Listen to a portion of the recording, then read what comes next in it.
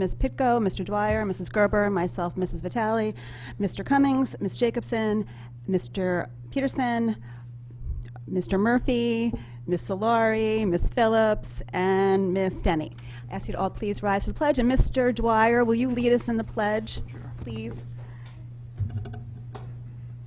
I pledge allegiance to the flag of the United States of America and to the republic for which it stands, one nation, under God, indivisible, with liberty and justice for all.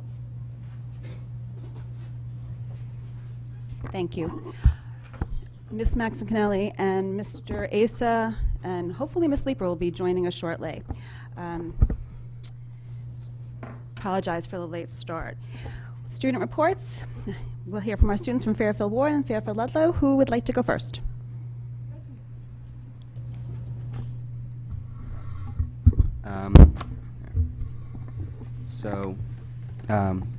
We had a really great thing happen recently. Mr. Shinazu actually won the Presidential Award of Excellence for mathematics, and so we'd all like to honor him today because that's a really great thing that's happened.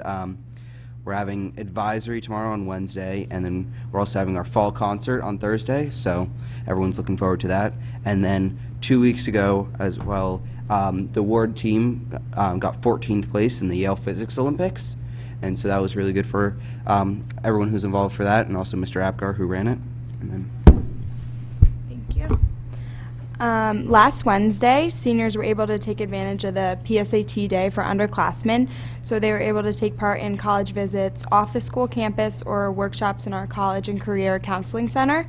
Both the workshops and the visits were very productive and helpful. I know classmates that were able to travel to Fairfield U, UConn, Providence, so everyone had a great day. We have had a very exciting start to our homecoming week at Ward. Last night we were very excited to host our senior night for girls soccer against Ridgefield at 7, and the boys are currently playing right now in their senior night against Darien. The boys team is also undefeated as of right now, so we are very excited to see how the rest of the season plays out. In honor of homecoming, Ward is also having a Spirit Day on Thursday and a Pink Out on Friday to fundraise and spread awareness for breast cancer. And lastly, we have our big homecoming football game on Friday, which is always a very spirited game for our student section. And to wrap it all up, we have our homecoming dance at 6:30 on Saturday evening for our juniors and seniors. Just state your name and your school for the record, please. Yes, I am Lily Phillips from Fairfield Ludlow. So Ludlow is proud to introduce this year's play production, The Great Gatsby.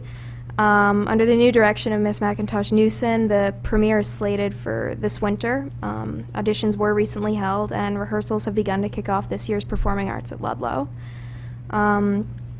Ludlow seniors recently submitted their applications to work as teachers' assistants throughout the school. As volunteers, seniors will be able to supplement students' learning in subjects they're passionate about. So that's a really great opportunity for seniors and underclassmen alike. And just like Ward, on October 16th, we had the PSAT, and seniors also used the opportunity to participate in several post-high school planning activities. So we did do, local college tours, job shadowing, post-secondary exploration, and application assistance. And that does lower a significant amount of the stress and anxiety associated with the college process for parents and students alike. And that's all. Thank you. Just to add on to that, as I mentioned last week, Ludlow participated in a Pink Out to demonstrate breast cancer awareness during the Ludlow Ward soccer game. We are proud to announce that we raised over $2,000, all of which will go directly to the Norma Freem Breast Cancer Center right here in Fairfield. Other news in sports, the Ludlow girls field hockey had their senior night last night against Danbury, and they had a strong win with a final score of 1-0. The girls soccer also has their senior night tomorrow, where they will be facing off with Central. Yesterday, Ludlow also hosted the Unified Sports Soccer Tournament, where sports teams from all across the FCAC came to Ludlow to join in on the fun, and it was a really great time. And then Thursday will be our first concert that will involve the entire music department at Ludlow. It will begin at 7:30, and we're really looking forward to seeing what the various ensembles have put together over the past couple of months. Thank you. Does anybody have any questions for our students? Okay, seeing none, you guys are welcome to stay, or if you want to leave and carry on with your night, we understand. So thank you again, and we'll see you at our next meeting. Now time for public comment. If any members of the public would like to give comment on agenda items, we invite you to step forward now.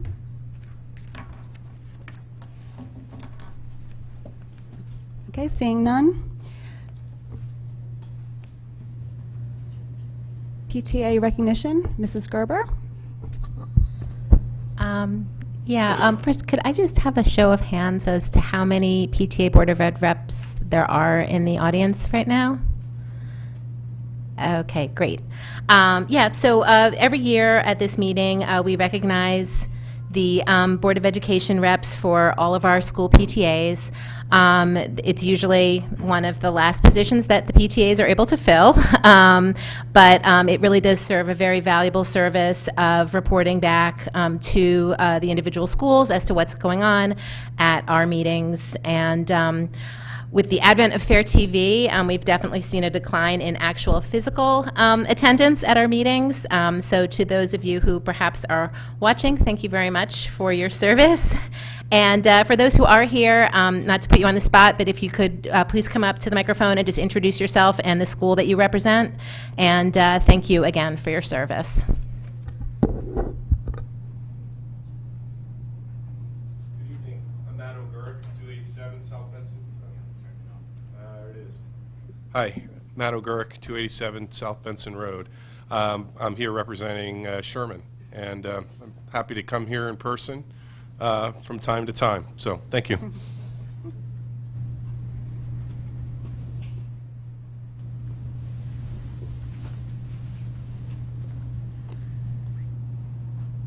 Hi, I'm Megan Berkowitz. I'm here representing Jennings Elementary.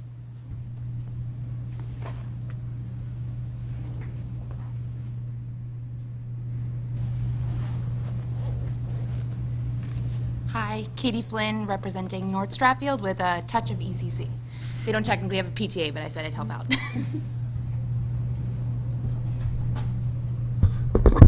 Hi, Cassandra Marshall, Holland Hill Elementary.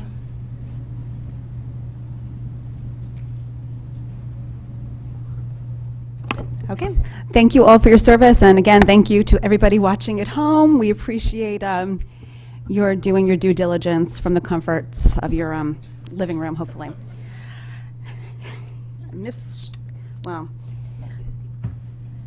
Well, yes, and absolutely thank you to those that came out in the rain. I'm going to give you a little foreshadowing for some of you. Board members here, how many were a Board of Ed rep at one point in your life? So, not to scare you, but But nobody left. just a little view into your possible future right here. And our students, gave a little bit of our little heads up on our agenda here tonight. Recognition of Fairfield Ward High School math teacher, Mr. Peter Schnazu, for receiving the Presidential Excellence Award in Science, Mathematics, and Engineering. Mr. Cummings? Yes, thank you. It really is a tremendous honor, not only Mr. Schnazu, but also for the Fairfield Public Schools. And I'm going to ask both Mr. Cavana, the headmaster of Ward, as well as Dr. Rasmussen, the program director for secondary mathematics, to come forward and speak, if you would mind, about Mr. Schnazu and the award.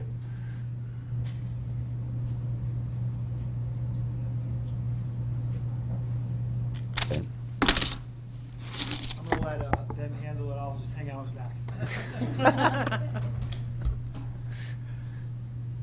I'm Dr. Paul Rasmussen. I'm the Director of Secondary Math and Student Achievement. I'm here to introduce to the Fairfield Board of Education Pete Schnazu for his recognition for the receipt of the Presidential Award for Excellence in Math, Science, and Engineering Teaching. Ultimately, this has been a banner year for the alumni of the Fairfield Public School System. From a Nobel Prize winner to now a Presidential Award winner, graduates of the Fairfield Public Schools have gone on to do amazing things. Pete has illustrated the quality of our schools in the past and has continued to pay it forward with his work as a teacher in the classroom. He is not only recognized with this award along with other outstanding teachers across this country, but also recognized within this group by the committee by illustrating his work amongst this group. This recognition for his work in the classroom, especially in the realm of assessment for learning, illustrates the level of professionalism we are proud of within our system. It is my pleasure, along with Mr. Feckerty, Townsend Housemaster, Mr. Cavanna, Headmaster of Fairfield Ward High School, Ms. Scotsman, the interim Deputy Superintendent, and Mr. Cummings, Superintendent, to present Peach Snazu to the Board of Education for recognition of the Presidential Award for Excellence in Mathematics, Science, and Engineering Teaching.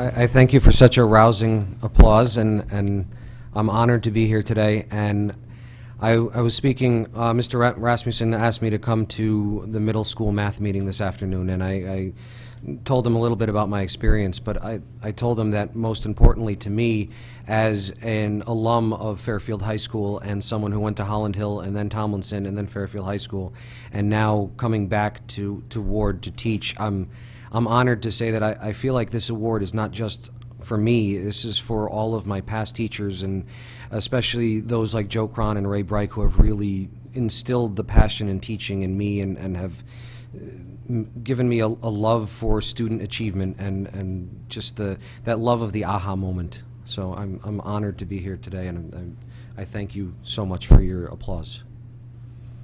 Thank you.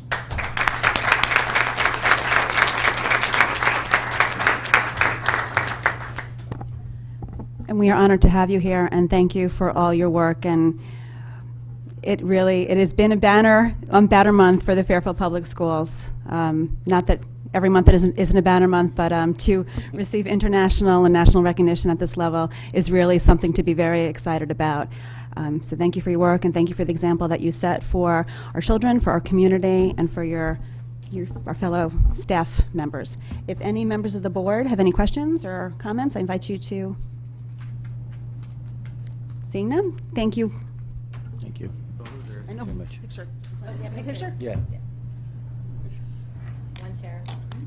Chair and superintendent got to go close for a picture.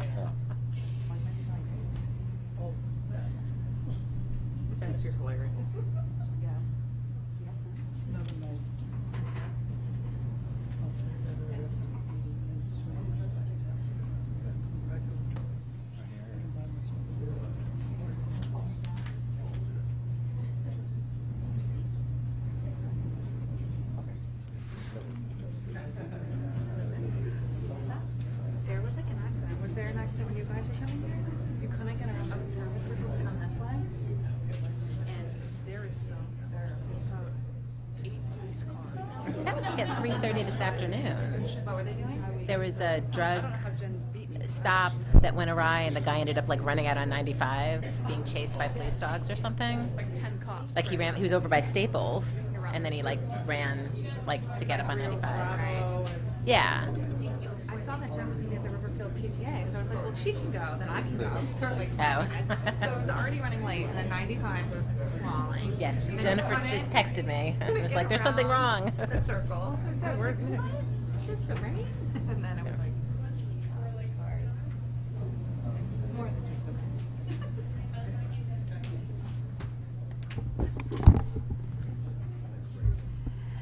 All right, proposed middle school schedule overview. Mr. Cummings, do you have anything to say before we ask our middle school principals to come up? Yes, I just had a couple comments to make before they come up and present this, the proposal. First of all, I want to, as the board is aware, we've been working on this schedule now for over a year. I think that the conversations about changing the middle school schedule have been going on in the district for a number of years. The middle school schedule, as far as we can tell, the current one has been in place for about 20 years.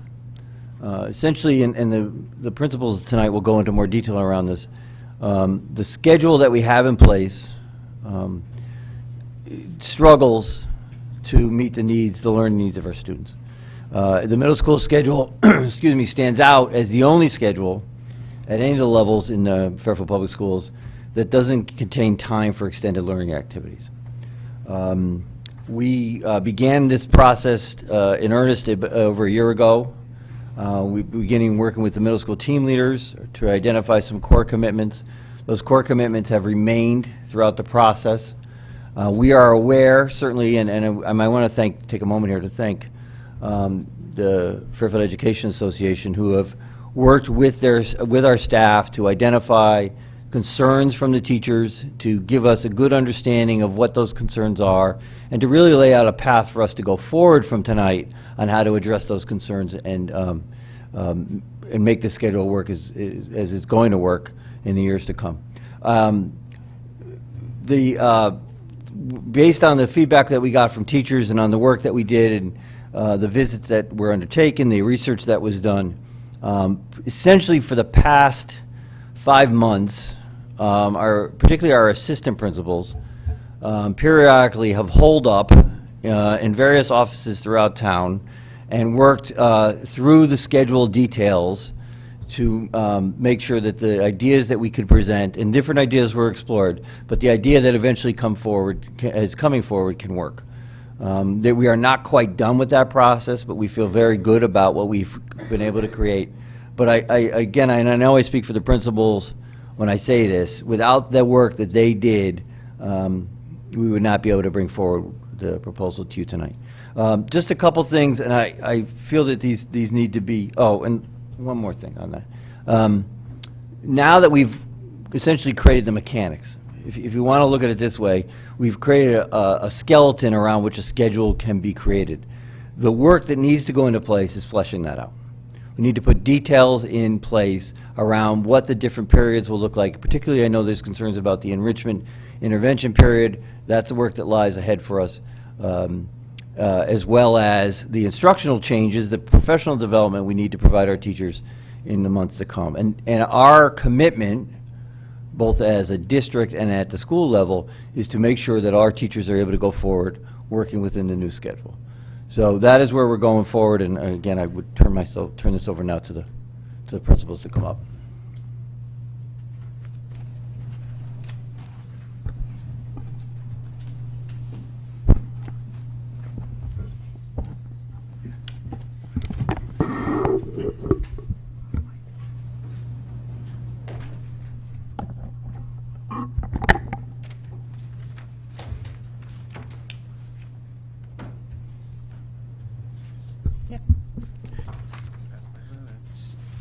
So I've already made the crack about being the rose between two thorns, so I thought I'd get it on record. Mr. Cummings already laid out our agenda, so Dr. Rosetta, if you could, that's perfect. So again, Mr. Cummings spoke to some of this, and I do want to echo on behalf of the three of us that our amazing assistant principals in Ken Seltzer, Steve D'Angelo, Amanda Carrick, and Karen Shaughnessy are in the audience tonight. We could not have done this without their in the trenches work to see that this is actually possible. So why look at the middle school schedule? Mr. Cummings mentioned that schedule is over 20 years old. We did have a scheduling committee through Dr. Banner in 2014, 2015 to look at ways that we could improve on the schedule. And at that point, we opted to departmentalize our 6th grade, and we continued on with our schedule as is with using our flex time, which is 24 minutes. Our current middle school schedule does not fully support our learning principles that are implemented, our expectations of our newly adopted curriculum, our vision of a graduate, academic expectation, and our current graduation requirements. Again, as Mr. Cummings said, and this was a big driver for us, we were really looking to provide additional learning opportunities in enrichment and extension and an intervention block.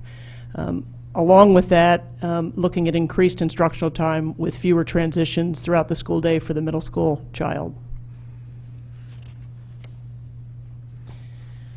I got it, thank you. As a group, we made some core commitments, and Mr. Cummings mentioned we had a teaching team of our liaisons meet in 2018. Those team leaders or liaisons are made up of teachers across various disciplines. We met with liaisons, administrators, counselors were involved to come up with our core commitments. What were some of those things that we would not bend on? Maintaining the team model, which is essential to the middle school child, providing time for interventions and enrichment opportunities. As I said, that was a big driver for us. Providing professional development to support any change in the instructional block. Try to improve that pace of the day, as I mentioned, with fewer transition, longer instructional opportunities. We wanted to base our decisions in neuroscience and educational research, have equity and accessibility in all subjects. We really felt strongly about continuing a lunch by grade level and committing to our existing contractual language. With that, we wanted to, in that team model, maintain the opportunities for teachers to collaborate and keep that, again, in the team model, commitment to a home base for all students. I just want to make sure I didn't miss anything. We had a second meeting with teachers. Some of those were liaisons. This would have been in spring 2018. And we included some of those teachers that served on that committee with Dr. Banner in 2014, 2015. And those teachers were, from what I'm recalling, teachers that had an interest and a scheduling head, and they were interested in making some change around our schedule.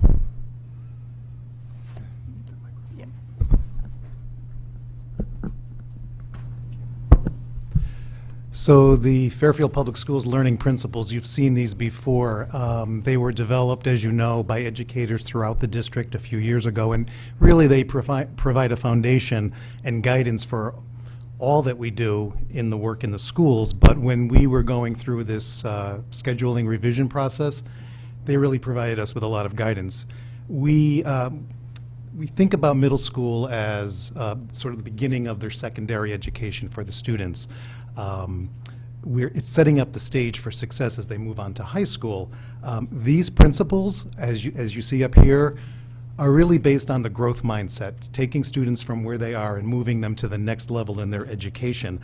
We already know we have a very dynamic curriculum in place at the middle level, and we really believe that the proposal that we're putting forward with blocks of time, longer extended periods of time, will help us meet these learning principles in a much more effective way for students than our current schedule.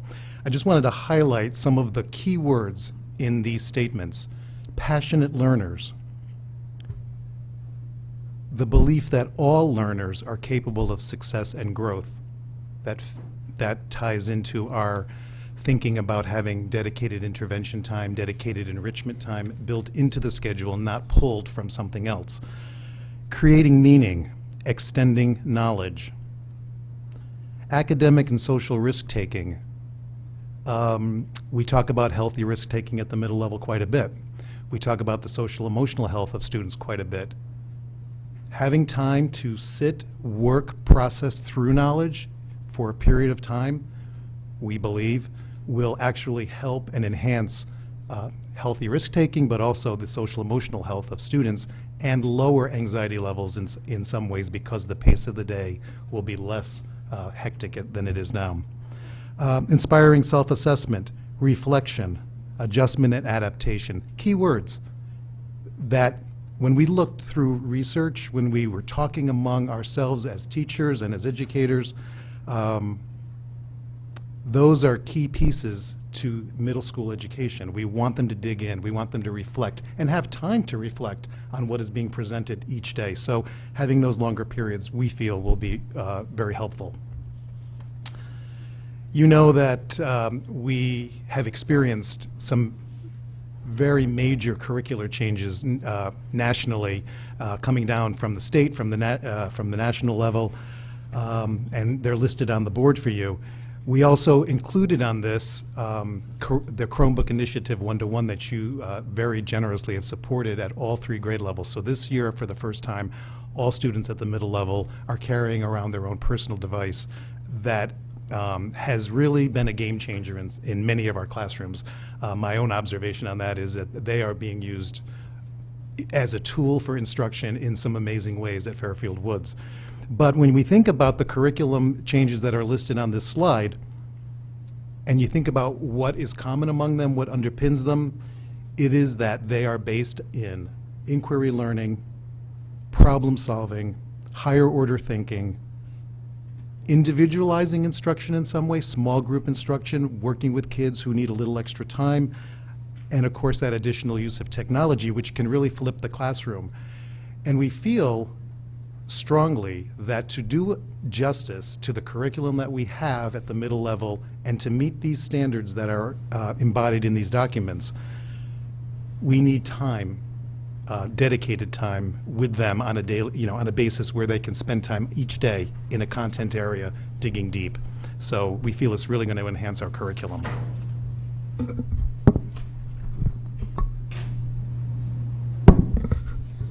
So we've alluded to a little bit of the process that we've gone through so far, and this slide just outlines some of the key steps that we've taken. We started with our team leaders. We got a lot of information from them back in September of 2018. Then we developed the core commitments. This was a similar process that the high school used when they transitioned to the block schedule, and I was a housemaster at the time during that process, so I had the experience of that. And that really was a very important step of establishing those core commitments, which we reviewed with you before. Staying true to those guiding all of the steps in this process, making sure that any schedule that we looked at held true to those core commitments. That's what filtered out, because there are a million schedules. You can go in many different ways. We winnowed it down to 12 schedules that we were going to take a hard look at, and then also adding in the high school schedule to really review and take the next steps with. Then we developed the common questions to give us more of a scientific research base. So every time that we looked at a school or schedule, we asked the same questions. We interviewed students from our Fairfield Public Schools. We wanted to get their feedback on how their schedule was going. And then we went to some sites. We had 2 sites. We went to Shelton and North Branford for physical visits, and then we also had 6 sites that we interviewed administrators and staff via phone. In addition, got it, thank you. In addition, we brought 8 teachers and 2 administrators to the site when we visited North Branford and Shelton. And then we discussed possible adaptations to the middle school with those staff representatives. Then we brought in parents and community members back in March of 2019. We gathered at Fairfield Woods Cafeteria, and we got input from the community at that time. And we also conducted a parent survey for those that were not able to attend. And we shared all of that information with you back in June to the Board of Education. And then we took the next step forward, which is really the most difficult, because you're actually building the schedule. That's what staging means. So you're actually building the schedule in our student management system, Infinite Campus, and we also had a consultant working with us, and that work started this past summer. And then in addition to that, we've been sharing the information with the staff. We had a big update back in September, and we also had a meeting with the FEA recently. Was that Monday? Yes. Monday. And now we're meeting with you. So the process continues. And to Mr. Cummings' point, we still don't have all the answers. This is a dynamic process. We are looking for the support of everyone who's involved in this process. Everyone needs to be on board as we move forward. So we still have some major questions as we look forward. And of course, as we mentioned before, we need the specifics on the impact of this schedule on current contracts. We need to nail down the budgetary impacts. How many teachers? What are we going to need? What resources are we going to need as we move forward? Professional development.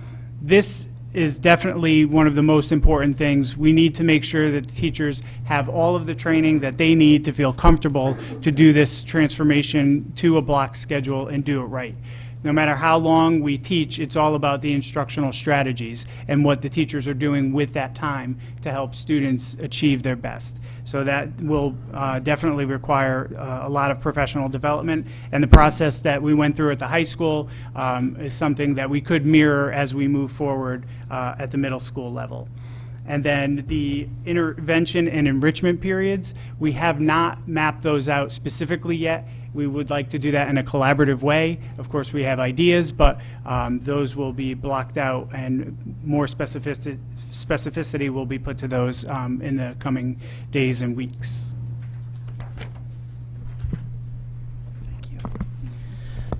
So we've got some work to do, and you'll see in our action steps, they were already mentioned, we're working through what are the FTE and budget impacts, developing a budget around a new schedule, finalizing scheduled drafts. We have a 6th, 7th, and 8th proposed draft at the end of this presentation for you to see. We need to work through teacher drafts as well so they can see their end of those schedules. And as we continue to echo, we need to provide the professional learning for the staff on teaching longer instructional periods. And we've just laid out some of those thoughts. This November 5th, we're going to provide, through our Professional Development Day, our high school headmaster, Mr. Hatzis, is going to come and present with some high school staff on what their experience was in moving to longer instructional blocks and get some real-life information. We are also in the process of looking to get support from middle school teachers in neighboring districts who teach in a block schedule and what that looks like for the middle level child. And then ongoing professional development during department and school staff meetings throughout this school year. And again, utilizing our, at least for Ludlow Middle, but within our town, our neighbors throughout town at our 2 high schools for ongoing professional development. And we plan to run 2 practice days for teachers and students in the spring of 2020.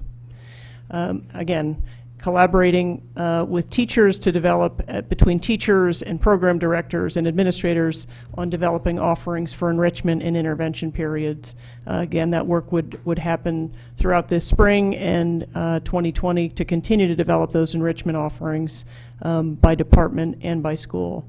And we need to identify our student learning needs by grade level, establish appropriate menu of intervention opportunities, along with our extension opportunities that certainly that enrichment could be framed around things like our Fairfield Public Schools academic expectations and those themes. Again, continue to additional professional learning to support staff in those 2 areas of enrichment and intervention.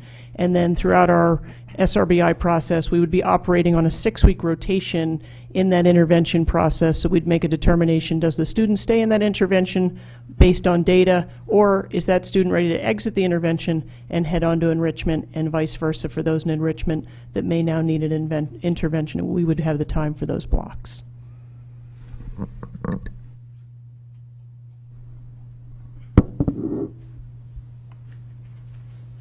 So what does the day look like in this proposal?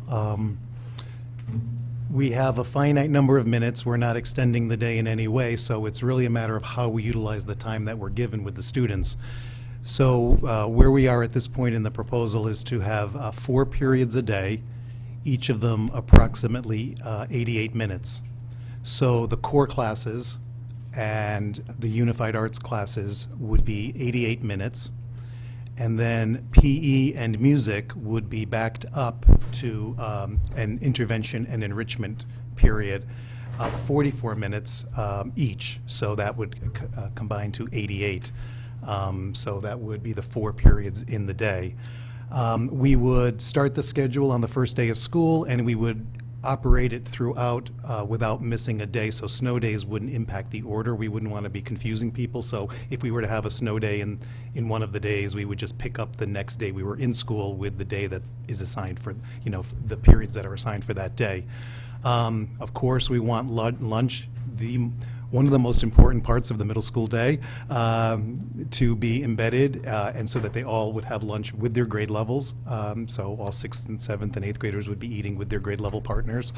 Homeroom would be embedded into a class period. So one of those, of the 4 periods would be slightly longer, and we'd have a shorter abbreviated homeroom period.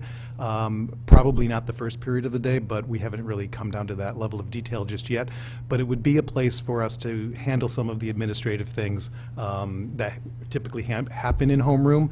Currently, we have about a 30-something minute homeroom, and it's time that we feel could be much better utilized if it was connected to a core class or one of the intervention or enrichment classes.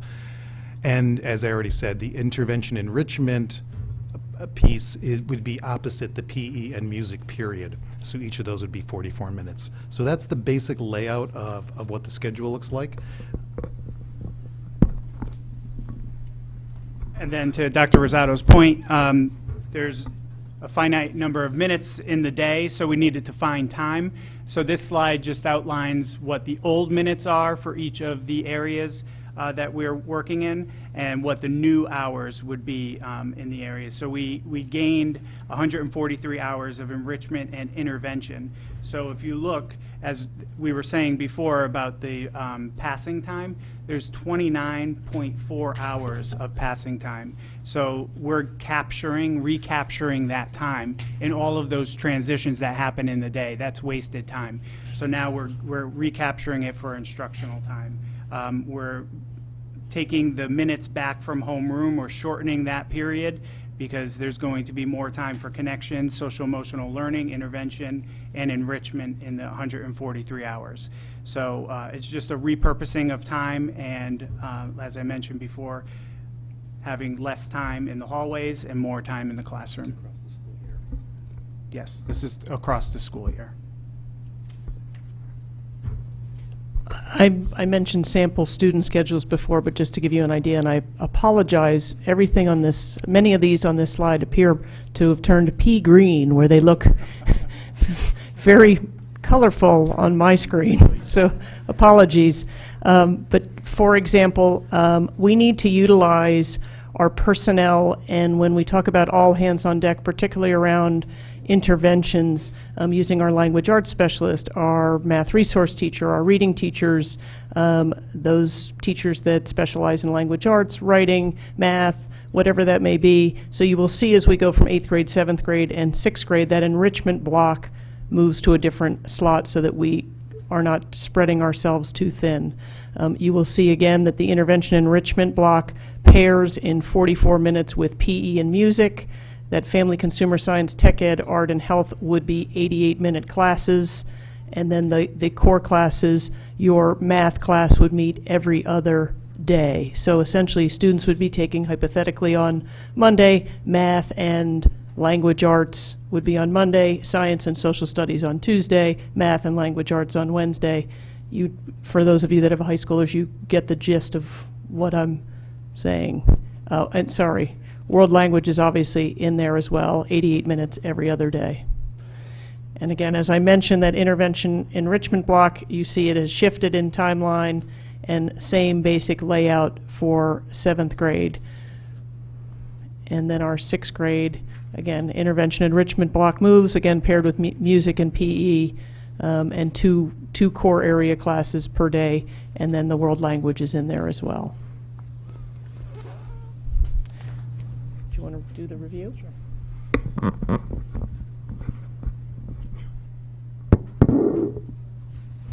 So just to summarize, we feel strongly that the proposed schedule meets the expectations of the core commitments. We kept those forefront along with the learning principles to make sure we didn't veer off of the path of what's good for students in Fairfield.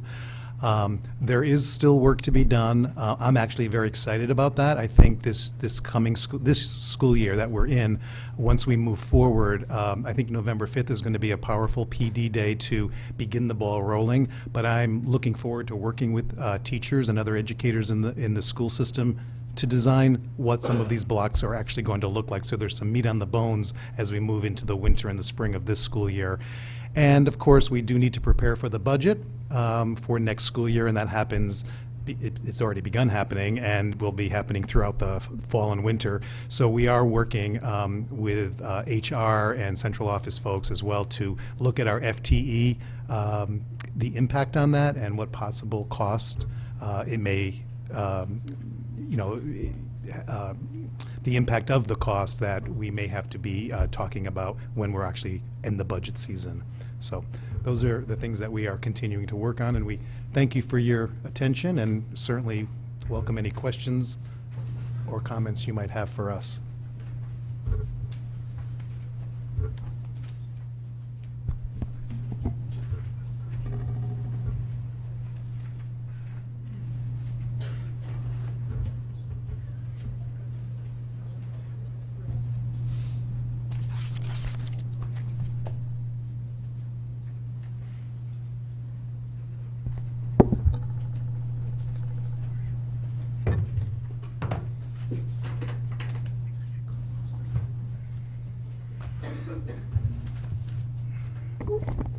Thank you for that presentation. Anybody have any questions? Mr. Peterson, is that a hand up? Thanks so much for your presentation. As a parent of a high schooler who went through the transition from the old to the new block schedule, I definitely see what you're getting at, and clearly something like the passing time is a resource to be mined.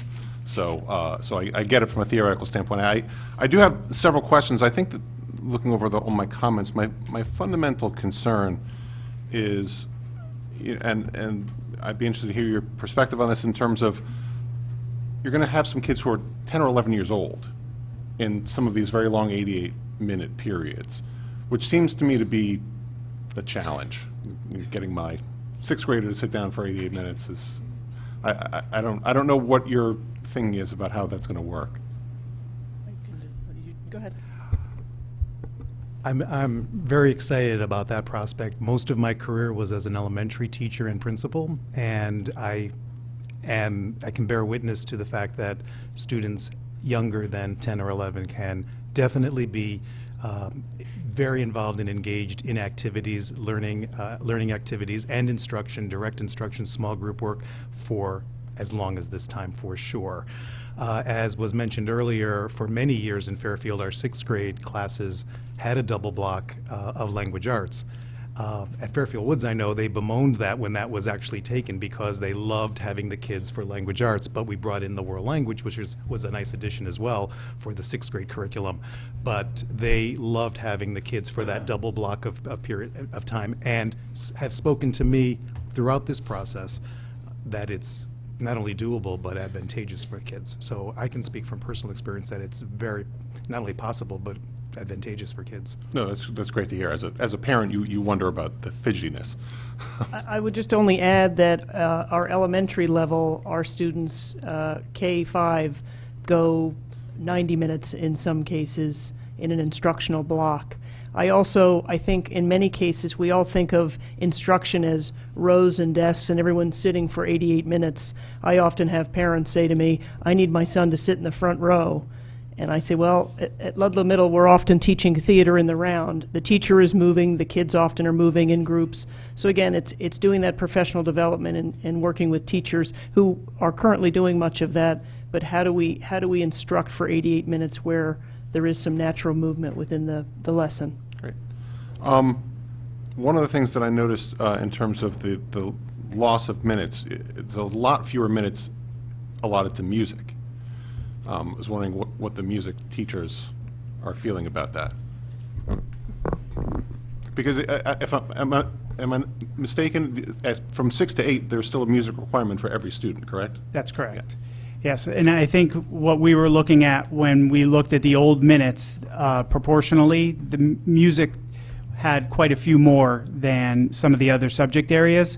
So we were looking at a rebalance at that point and trying to make sure that we were equitable across the UAs and all of the other experiences. And that's a lot of feedback that we did get from parents, was looking for increased opportunities and choice within our elective program.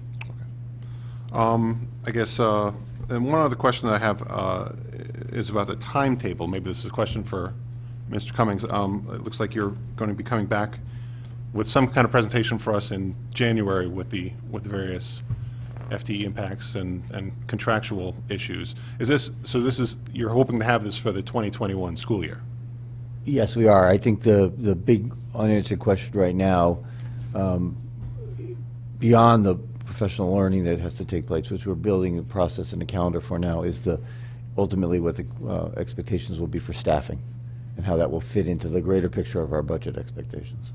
And that's not too big of a hurdle to get before January. January feels very soon, so. No, because I think that all along we've been, in terms of the FTE specifically, the budget and budget, we've been kind of playing with this all year. I shouldn't say playing because it doesn't sound like we're taking it seriously. We've been working with this all through the process as we've tried to work on the schedule, and as we did different iterations of the schedule, we've been conscious of this. So now it's a matter of once the assistant principals were able to run the schedules with actual student loads, we can now determine what the FTE impacts will be. Great. Thanks very much for your presentation. Ms. Jacobson, followed Mrs. Gerber. Hi. Thank you so much for the presentation.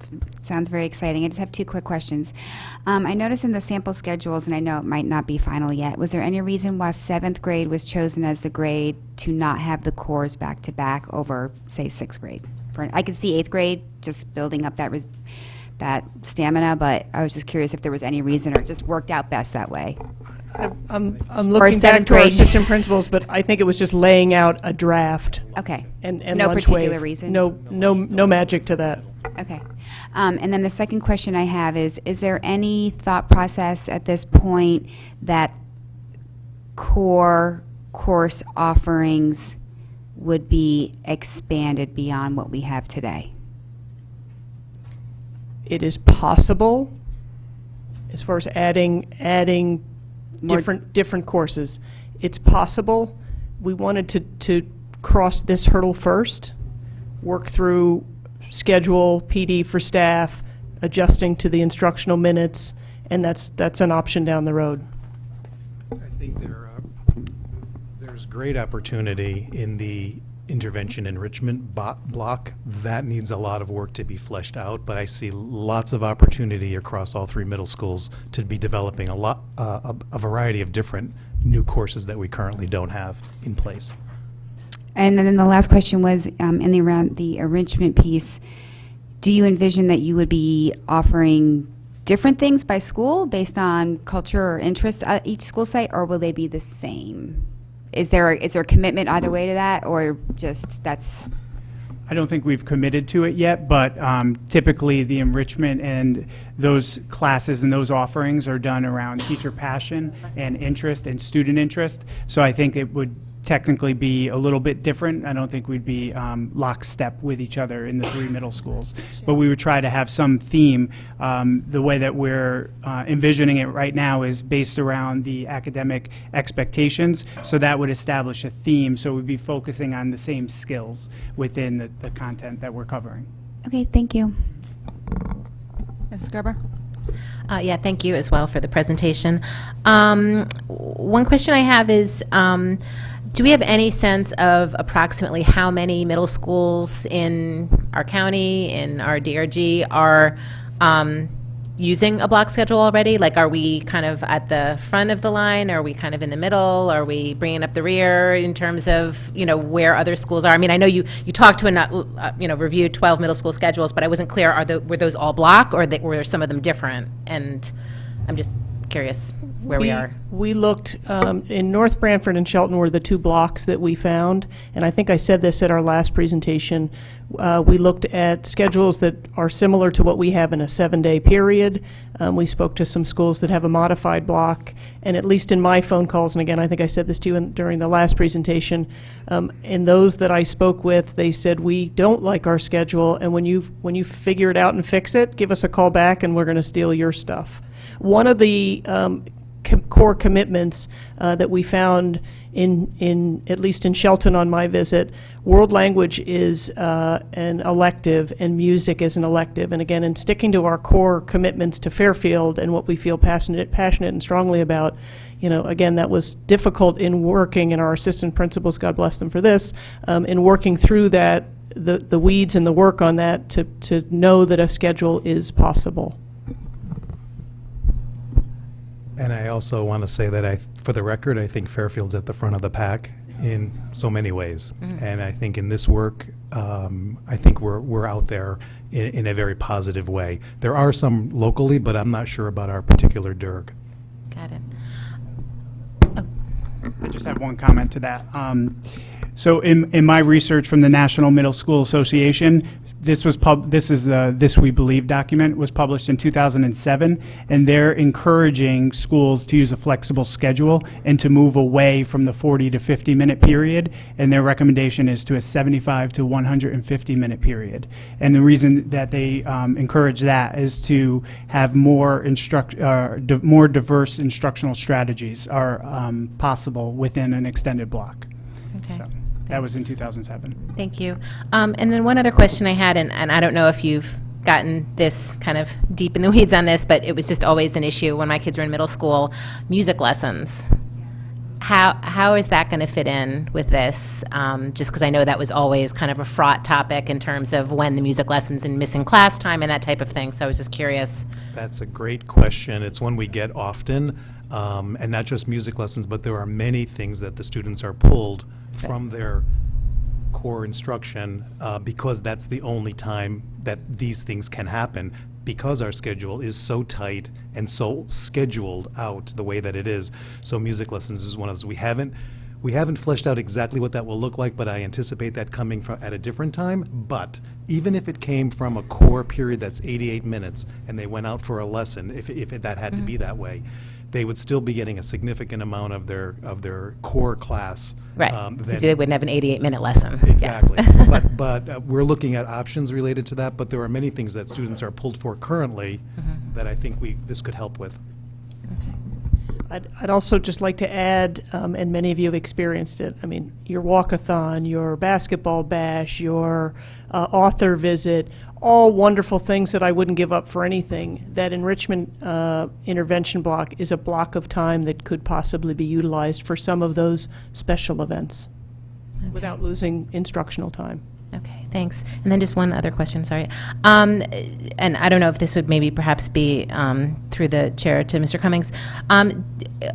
How much professional development was utilized when we had the high school change? Do you know, or does anyone know? I'm just curious just in terms of, well, I guess you were at the high school at the time, yeah. We started after the first of the year, so we had basically from January on, and then the schedule started the year after, the next school year after. Right, because I know my son was going to his senior year when that happened, and it actually was a really great, it was pretty seamless. I mean, I'm sure there were probably little glitches here and there, but overall, it seemed like it was rolled out really well, and I was just curious how much preparation. I mean, I know there was a lot in terms of sharing with parents and everything, but just... Every faculty meeting, every department meeting, the program directors did a great job.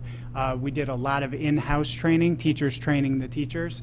So it was really about instructional strategies and what you do. One that sticks in my mind, because I know that was a question you asked before, sitting is the new smoking. So what that means is if you sit for too long, that's unhealthy. So you incorporate movement into the class. It was just something that really stuck with a lot of teachers. So it's those types of things of thinking about how you do instruction. Okay, great, thank you. Mr. Cummings, did you have something to add? Yeah, I just want to follow up on one of the previous responses, specifically to the music question. When we initially developed the schedule, you saw the impact on the music program. Our music teachers, though, were rightfully concerned with what had happened to the instructional minutes and have come back with a proposed addition or amendment to the schedule that we are still currently looking at that would restore much of those minutes during the and utilize part of the intervention enrichment period. So Ms. Gottesman and I met with them a couple weeks ago. The assistant principals have been working on that, and we're still in process of working with that. But I want to just emphasize for the music teachers, and I know there's a couple here, there's a continued commitment to work with those minutes and to make them right. Ms. Leeper? Hi, thanks. Just a few quick questions.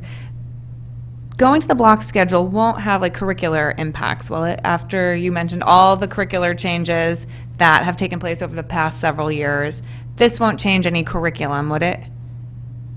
So we're not looking for a curriculum change, but you do have to change the implementation guide because the pace of the day is so different. Right, so that was my next question. So you'll have to rewrite lesson plans and your guide, so that will likely have a budget impact? Would that happen over the summer, that type of work, or is that part of the professional development you're talking about starting after the first? Probably a combination of the two. Okay, just curious. Will a block schedule make common planning time easier to schedule for teachers?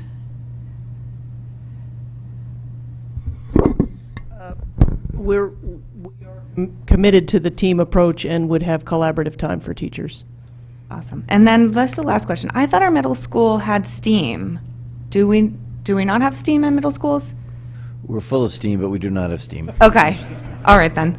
But thanks. A possible enrichment opportunity. Okay. Ms. Jacobson? Sorry, one class last minute. Homeroom I know is right now 24 minutes you had mentioned. What is it actually going down to? Or do you have an idea? It would be tagged on to one of those 88-minute blocks. It'd be about 5 minutes. Okay, so But just... there'd be a home-based touch point. We currently take attendance in every class, and we're well aware there are times when things need to be handed out, we need to collect stuff, we need to have a Naviance advisor, advisee, something to that effect. So right now, just sometimes I know in homeroom, that does serve as what we call, you guys, flex time. And not every student needs that flex time every day, but it is a valuable time that I know even when my own were in, had to stop by and see a teacher, had to run to the library media center for something. You know, that's a valuable 20 minutes of time that kids can use. So do we envision that either, since there won't be time obviously now in homeroom, for them to have a little bit of flex time, would that need to come out of either an intervention or enrichment block, and would that be okay? Or would they have to eat up something like lunch in order to maybe get some things done or touch base with a teacher that they might need to touch base with? That intervention and enrichment period would be a possibility, but I'm also thinking in math class, my math teacher is going to have 88 minutes, more time, more small group, more opportunity for questions, more instructional minutes. It's possible. It's a good question, though. Mrs. Max Cannelli. Okay, one thing that first of all, thank you for the presentation. I have to say it feels almost a little bit early because it feels like there are some major pieces of this that we're not finding out yet. And while we're talking about you have a lot to do yet, it almost feels like this needs to come back in December, because if we're going to commit money to it, if the board is going to commit money to it in January, and we're just finding out what those things are, that potentially puts the board in kind of a tough position. I'm just sort of throwing that out there time-wise, that in January, the board receives the budget book and are told that there needs to be, I'm completely making this up, an 8.5 FTE increase because of the new middle school schedule, and we have no idea what that is, and we're being asked to support it. Right now, also, it looks like we are being asked programmatically to support an increased priority on PE. I don't see that going over well with other town bodies.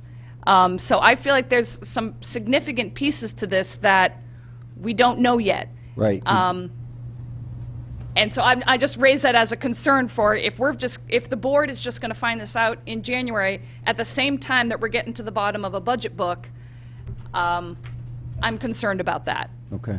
Well, I would say that we can do what we can to have it ready in December, but I would suspect that given the amount of work that we want to do and to be able to present a full presentation, I think January would be a more realistic date to do that. I think that in terms of the budget, the primary impacts are going to be around FTE, as well as some of the summer curriculum work, programmatic work that would have to be done to support it. But we're also going to look to use time during the school year, in the second half of the year, to support the building of those extension and intervention blocks. So one of the biggest issues, for example, I think, is the enrichment extension block or intervention block. The presentation alluded to this, but we're collecting information now on the students that are going to be in 6th, 7th, and 8th grade next year to start building out what that will look like. Because for example, this does not necessarily have a budget impact, but one of our current intervention issues in the middle school is we have a very limited palette of options for students who need support in, let's pick reading. We don't come from a student-centered point of view around that. We come from a programmatic point of view. In other words, we fit the kid into the program, not the program for the kid. There's work to be done to correct that, but that's going to take a little bit of time to do that because we have a number of students to go through to make that happen. We are going to give opportunities to our staff, to the earlier question about whether we'll be doing extension enrichment activities, whether at the district level or at the school level. We really see a mashup of that. And we'll be providing opportunities for our teachers to begin to work on those things outside of school hours. We've identified some funding sources for that within the budget. So because there was some curricular money that was not being used this summer. So we want to be able to put that forward to support the teachers in developing those things. I think that a full To your question, I think a full portrait of what we want to accomplish is going to best be done in January. Would it be possible, do you think, and again, I don't know what schedule you have planned out, would it be possible to know the basis for an FTE impact by the December meeting? So that the I would board- hope so, yes, because I'm going to need to even know the that. pieces, I get that there's still a lot of work to be done, but if we at least know the financial impact part well in Yes. advance. I think that is probably the easier thing to do, and certainly Ms. Munsell will want it for the budget book because we're going to be publishing it soon after that. So on Ms. Munsell's part, I will answer definitely yes to that. But I also can commit to you that as part of the weekly update, when we have information to report, I can just report that back out to the board as part of our weekly. Okay. Sure. A follow-up to Jen's point, to Ms. Maxon Canelli's point, there may be FTE implication, but if we're also thinking of different enrichment courses, there could be materials and supplies input as well, right? So it could be just a little bit more than just FTE, possibly, especially if we're going to really think big in those areas, which I hope we are. So, thank you. Okay, a couple of other questions. I was wondering if you could tell us a little bit more about the nature of the staff feedback that you've received. For example, I completely get your point, and thank you, Dr. Rosado, for reminding that down in the elementary school they're doing these for longer chunks of time. But I can certainly see I've been asked about this before, and I had said I can't imagine not revisiting math, language, as in particular, on a more regular basis as opposed to every other day. And so I was wondering if you could share a little bit more about the nature of the staff feedback you've received. So you can imagine it's mixed. There are, I can speak for the Fairfield Woods staff, there are folks there that are so excited to get going on this, and others who really don't have enough information yet. As you're pointing out, we still need to flesh out some of these specifics, that they have some questions, good, significant questions about that. But I think that much of that will come into play once we get them involved in the work itself, as has already been talked about, after November 5th, and they start to talk a little bit more about it with their colleagues. But I do think that there's some hesitation with any kind of a change. As has been pointed out, the schedule that we've been operating in has been in place for well over 20 years. And there is no flexibility to accomplish some of the big initiatives that are out there. So change is hard, and it's a second order change. It's not a simple thing. This is a big thing. So people have some hesitation in some corners of the school, but others have lived through that, i.e. the sixth grade teachers, and in some cases are very supportive of this because they had some of that in place. So I think it's a bit of a mixed bag, and I think we need to continue to work with them. And I'm curious what you say to the staff when you say, and you're going to have these new initiatives and less time to do your job. With the reduction in seat time, and I'll just use, even though they're not in seats all the time, but with that reduction of seat time in those core classes to cover the same material, if not more, how do you address that? Right, so I'm thinking in every case, the teachers work with a leader of the department, and again, the folks that I work with at Woods are top-notch, and I have no doubt that they will take their curriculum that they currently have, which is very good, and take a look at how they're going to pace that out over the course of the school year with these new blocks of time and what that's going to look like. So yes, the PD will be around pacing of the curriculum, the different activities that would be happening during those 88 minutes, et cetera. I think some of the research also does show that for middle schoolers, when you have time on one day and then you take a break and you come back to it, that does help that information rest with the child, helps them solidify that, and it gets brought back up on the other day when they're in there, and I think it's a very good way to go. Perfect segue to my next question, which is, what was the nature of the science? What was the nature of the educational research that formed this schedule?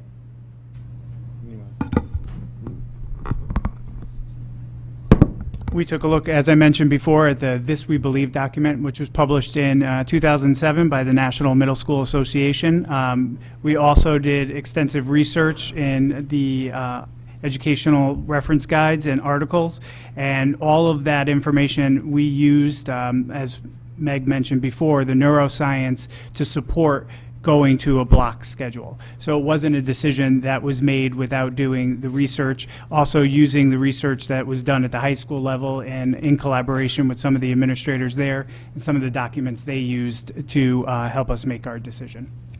I think the neuroscience of the middle school brain would be quite interesting, and so and yet we've produced something though that's exactly like the high school, and I don't think for one second that they're identical. So what aspect of this is towards the middle school maturity, et cetera? The big piece is the enrichment and the intervention block, which the high school doesn't have. Right. And they had an extra science period, which we weren't looking at entertaining.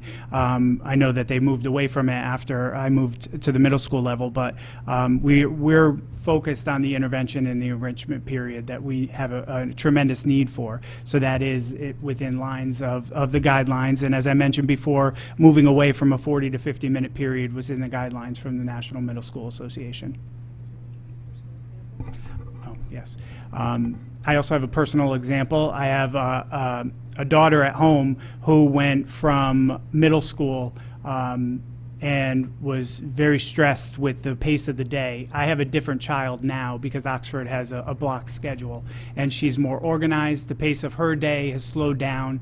She's very calm at night. She doesn't yell at me anymore. It's really, it's a different experience. So just a personal anecdotal experience, the pace of the day for her has really worked. And I've spoken to some of our students who've moved up from Tomlinson, and they also say really positive things. I've even heard a cool example where they have two backpacks, an A day and a B day, so it keeps them a little bit more organized. But I'm sure we could get more anecdotes like that from the kids, because I've heard really positive things, also from the teachers as well. Okay, a couple more questions. This isn't so much a question, but just tossing it out there as a concern when we talk about the enrichment. That seems so building and particular staff dependent. I just ask for a sensitivity out there to being aware of equity. I appreciated what Mr. Formato said regarding that there'll be a skill base to it, and that's where we can assure a common experience. But that does concern me because obviously we already know, I mean, I don't expect our schools to be absolutely lockstep with each other. I mean, we have different field trips at the different schools, et cetera. But that is just something that concerns me, that there's just an awareness of making sure that there is equity in that enrichment.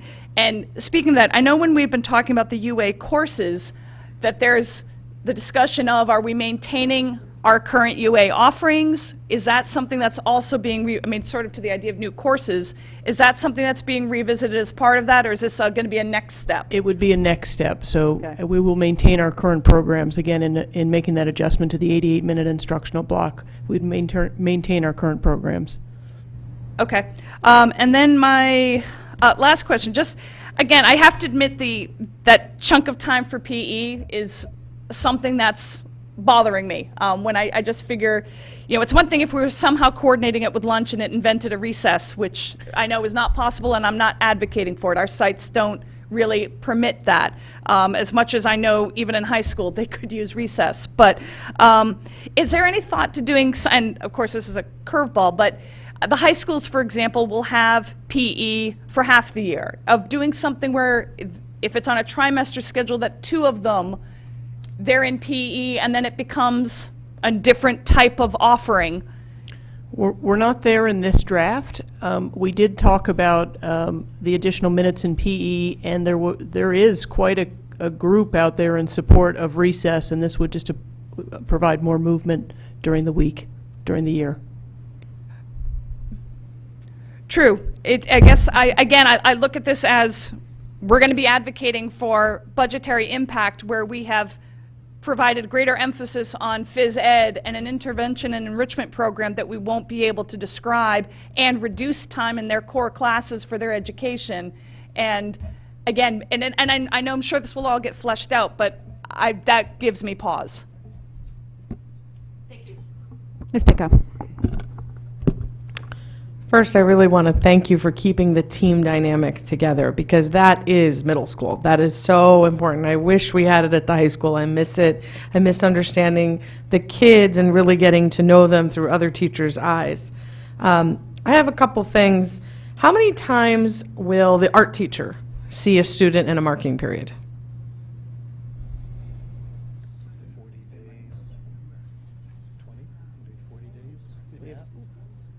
In other words, will this cut down the number of times from the original schedule?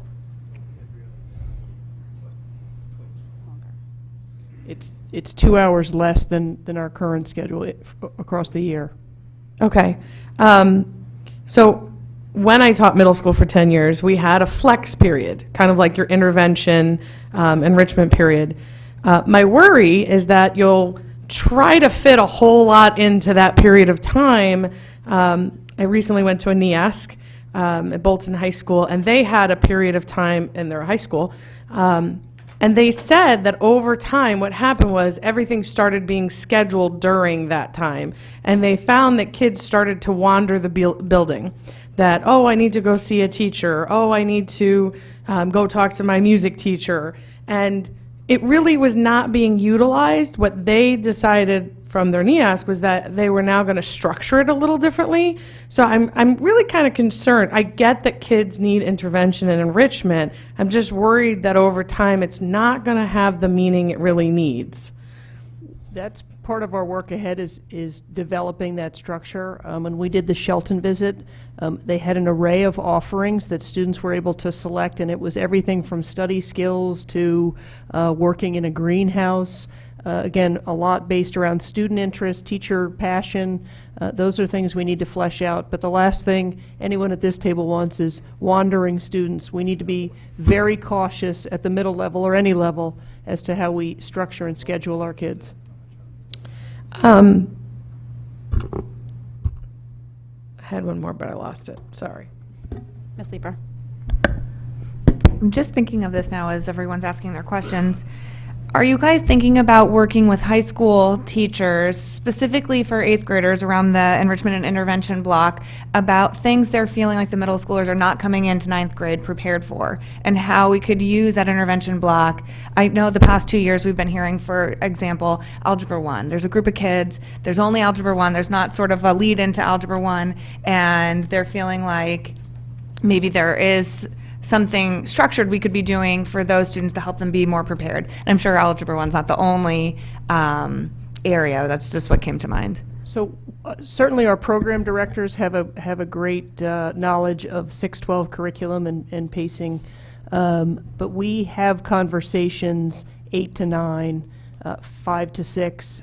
I'll speak to Roger Ludlow Middle. We recently had conversations with 6th, 7th, and 8th grade by subject area, and looking at data, where are our weak areas, where are our common areas where we need to see growth.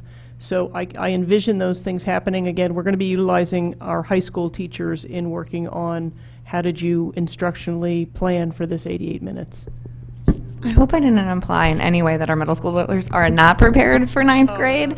It was just specifically around this block. Ms. Pickup. Now that we have one-to-one Chromebooks in all 3 grades, are we using like Google Classroom platform or something? Because I worry if a student misses an entire day, they've now missed a huge chunk of their language arts class. I don't want students, even students with anxiety, to feel they're falling behind.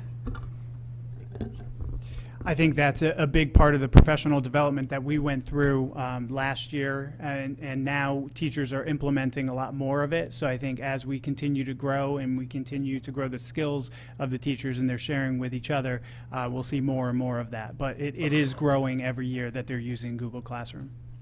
And this isn't a question, this is just an opinion. I think 2 big things in here you keep mentioning that you have to come back with. I think before the board can actually consider it is definitely talking to the FEA and the FTE requirement.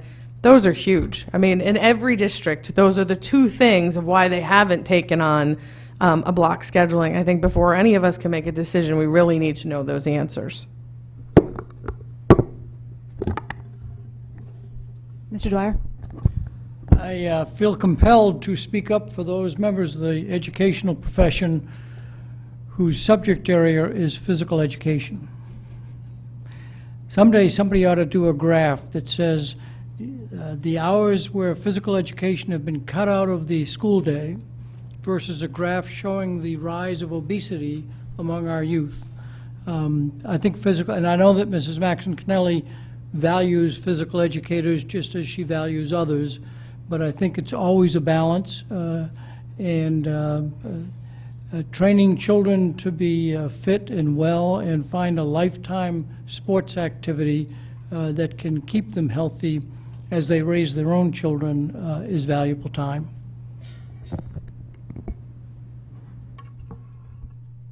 Thank you. I was the PTA president at Ludlow when they switched to the block schedule. I remember a lot of the same concerns and fears. I had one child that went through the old schedule, one child with the new schedule.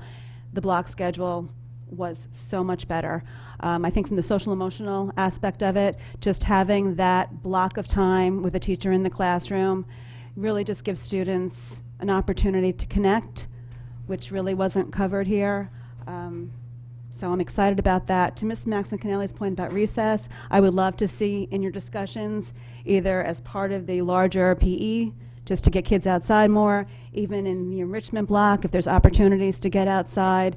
If I know in elementary school, kids go outside to read, now that you have more time, just to be a little bit more creative. I'm not worried about our staff being able to occupy students for whatever, 80 minutes. They do it in elementary school, they do it in high school, and I'm looking forward to hearing what comes next. As my colleague said, we do want to hear the budgetary implications of it. So as soon as we get information on that, it would be appreciated to bring it forward. So thank you. Thank you. Mr. Cummings, any last? No, just again, great thanks to our presenters and to our assistant principals and to everybody who's been involved in this process and will continue to be involved in the process.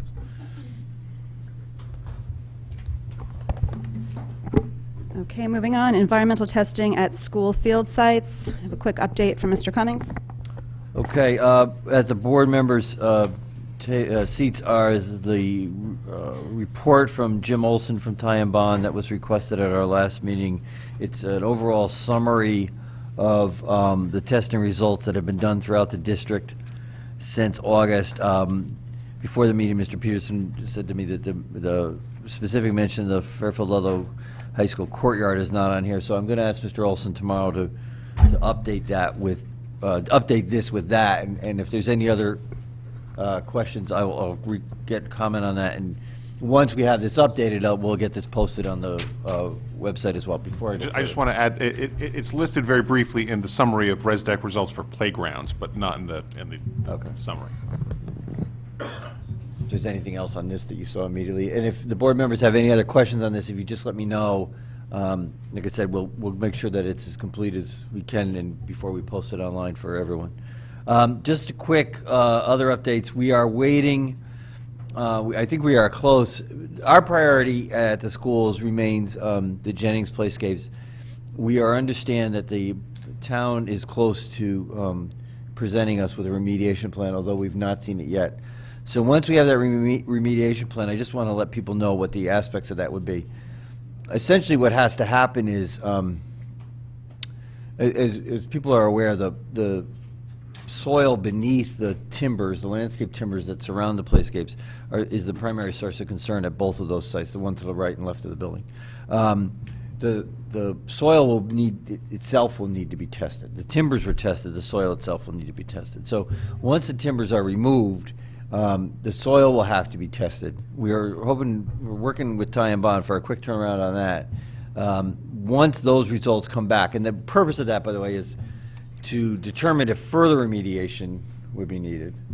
But once we have an understanding of what the extent of remediation would be, we'd get a report on what that would be. We would remediate the soil if it's removal of the soil. These are all ifs, please. These are all ifs, but if it's the removal of the soil, those types of things, we would then go through the remediation plan as quickly as possible and then return the playscapes to the schools. We probably are going to get to get one done and then move to the other so we can at least get one playscape done and back rather than wait for two to come back at once. The other aspect of that, though, of course, is we have committed and we remain committed to the fact that this testing the testing in any type of remediation plan would happen outside of school hours. So we're going to limit our work to either weekends or days off, depending on the scope of the remediation plans. So that will perhaps, we're not going to do this while the kids are in school. So that's going to become, that will slightly delay the work we do, but that's in the interest of both our community's interest, but also obviously, clearly, most importantly, the safety of the students. So that's where we are with the Jennings Playscapes, and I think that's pretty much what I have for tonight. Any questions? Ms. Pico? So I just want to be clear, we don't actually have any remediation plans for any of the sites yet. When we have that, I will make sure that that is shared. And it's up to the town to town. decide. The town is working on those with tie and bond, and then they will bring them to us, and with any of the, as we've discussed at our meetings, any remediation plans will be reviewed by Mr. Papageorge and myself before going forward. Okay. Mr. Asa? Yeah, Mr. Cummings, on the just really quick on this back page, second page here, down towards the bottom, just above playgrounds, a 95% upper confidence level. Is that referring to what they mentioned with these new recreational standards? No, I do not believe this was a standard that's been in place and has been used at different fields. I believe that this standard was put in place and used at the Sherman soccer field, for example, was one example of that. Okay, because something came out recently from the town saying that they have the new recreational standards, and I was just trying to look through here and see if, did you catch that in here at any? I did not see that in here. Because in here, the only reason I asked was because they mentioned Sherman, Riverfield, and Ward, and I know Riverfield we touched on at a previous meeting, that area that was cordoned off, and I was just wondering if they were using that new recreational standard. Sorry if I'm confused. No, I believe they're using that 95% standard. You mentioned Ward. That was related to that one site that was found at Ward, but then they used that 95% standard. Okay, so is Riverfield still closed off? My understanding is Riverfield, I learned today, Riverfield is opened. It is open. The town opened it. Okay. And then just one other question for Mr. Olson, just in case it pertains to us, if you could just note, I'm just curious with regards to those recreational standards, because they do apparently apply to fields. I'm just curious if he could get us an answer on, at the DPH level, in order to get those regulations changed, I'm just curious, was it on an individual level, or did that go before a panel of experts at the state level? Just curious if you could get that answer. I just want to read this back to you. Were standards changed, when you mean when you say individual level? Yeah, so like, was it one person at DPH that was able to make that Okay, by a determination? single person. Because it seems like this is something new, so I was just curious from a public health aspect if that went before a panel of experts at the state level before they issued those new standards, or if that was just one person at the state saying we can do this. Okay. Thank you. Mr. Dwyer? I noticed on the town website that has all of these various issues and documents, that they had a chart, a table, that listed all of the sites tested and the current status. And then there's a chart in this document, and whenever there's kind of two different documents, it's always important to make sure that one is conformed to the other, because one might have been created in one day, and then 4 days later more information came out, and then there's another document. And so I think it's very important for our staff to work with the town and make sure that both public documents conform one to the other. I actually have a follow-up to his. When we were presented with a number of elementary schools, one of the schools that I specifically asked about was Sherman Elementary School, and pardon me, I don't remember who the presenter was, but they said that it didn't exceed, and now I'm looking at our chart, and it's saying back of page 2, Sherman Elementary School, 1 soccer field, 1 softball field, PAH has slightly exceeded the res deck. So now I'm not sure if I got to go look at the town website, and Well, if I can continue. Yeah. Having done more than a few of these things in the 40 buildings or so that I've renovated, each test almost suggests that you have to hire me back to do another test and a third test. And our presenter at the last meeting mentioned about a multi-step process. And so it does not surprise me if some document comes out with one recommendation, and then upon further testing, find something different. And that's, I think, very important for us to keep them up to date and conformed, because that's the nature of environmental testing. I did have a second comment that I wanted to make before getting more involved in that. It'll come to me. Ms. Lieber, did you have your hand up? I was going to ask for confirmation that Jennings was our only playscape that's currently closed, but on page 3 it looks like there are several playgrounds with exceedance above the res deck, which seems like new information. No, this isn't new information. This was information that was provided, and we talked about, if you're looking at that bulleted list at the top of the third page? Yeah. Yeah. Those were playscapes we've talked about and have addressed through either the remediation method of the mulch or, well, actually all of it was remediation methods of the mulch. Okay, all right. So Jennings is our only playscape that's currently closed. Has any thought been given to whether there's some sort of temporary solution for that school? As if we're only going to be remediating on weekends potentially, and just thinking about Gould Manor where it's 10 days of remediation, best case scenario is that's 5 more weeks, even once remediation starts. That poor community has obviously been waiting a pretty long time for their kids to have a playscape. I don't know. First of all, I don't think that Gould Manor and Jennings are equitable or equate with terms of the level of what will be required, even just the square footage of the space. But I'm not sure what you mean by, I think you said alternate. If there's any sort of like temporary structure, is that something that? I think it would be difficult to ensure any safety on any type of temporary structure. All right. Present other challenges. So we don't have any time really for Jennings. I mean, I know one option that the school district could, well, Jennings is tough because the town and the school district are working together on that site. If we wanted to hire somebody else besides Red to do the remediation, that would be an option, but it would need to go out to bid. That's right. So by the time it goes out to bid, hopefully we would have Red doing the work. Right. So it's really no time savings by looking for an alternative. I remembered the second comment.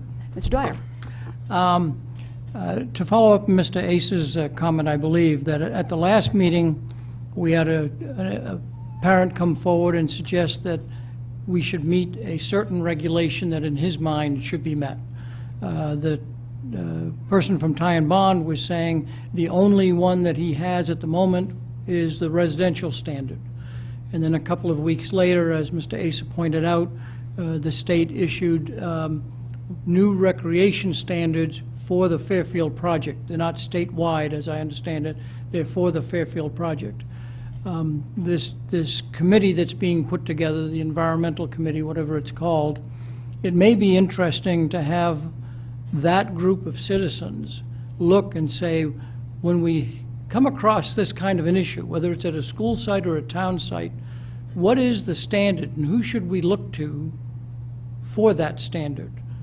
Because this board has generally tried to, especially when it comes to scientific or technical advice, has generally looked to some outside body for what is the standard, rather than, like say, this board try to create it in each instance. But it's an important question as to what is the standard that we're trying to reach to, which perhaps that citizens committee would be able to be best able to look at. Mr. Asa. Just for clarification, what are you talking about an environmental committee?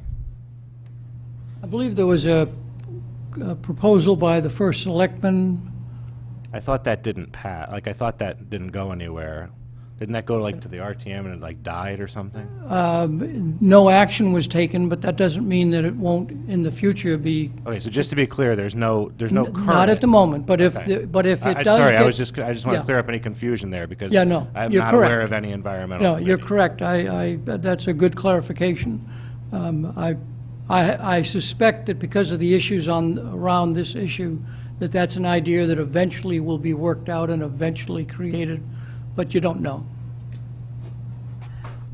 There was an update sent out townwide that there was a standard, as you said, Mr. Dwyer, that the town asked for. There was some question as to whether or not the school district asked for it. School district did address not, that? school district did not ask for that. Ms. Jacobson. So is Riverfield the only one that was opened, and was that based on this new standard?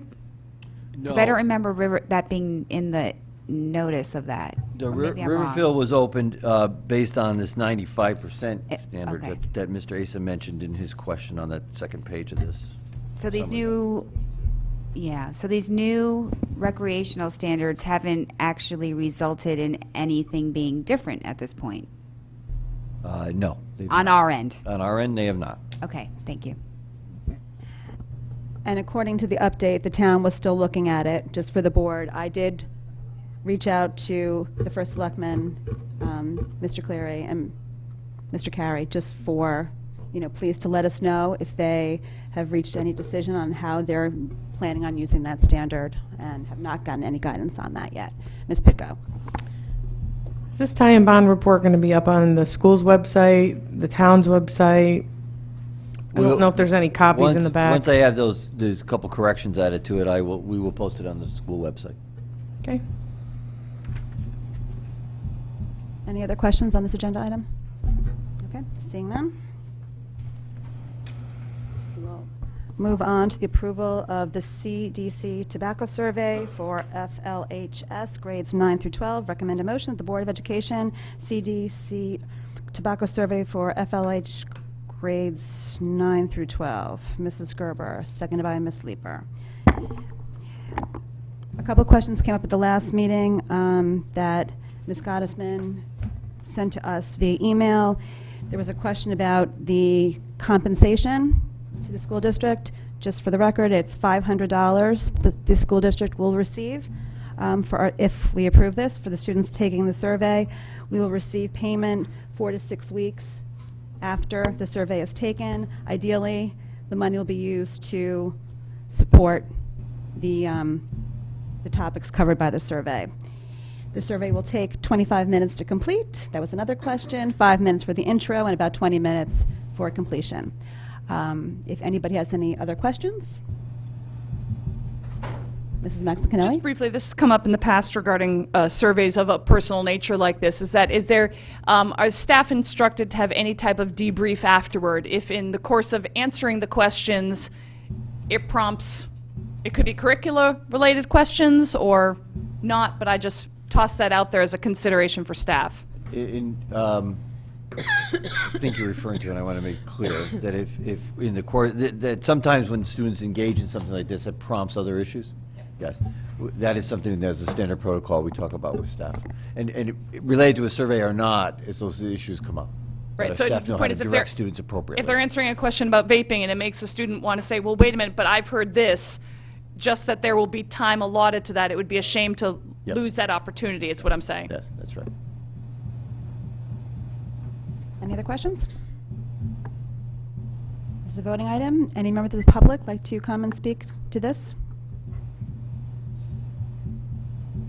Just this agenda item, just seeing none. Back to the board. All in favor?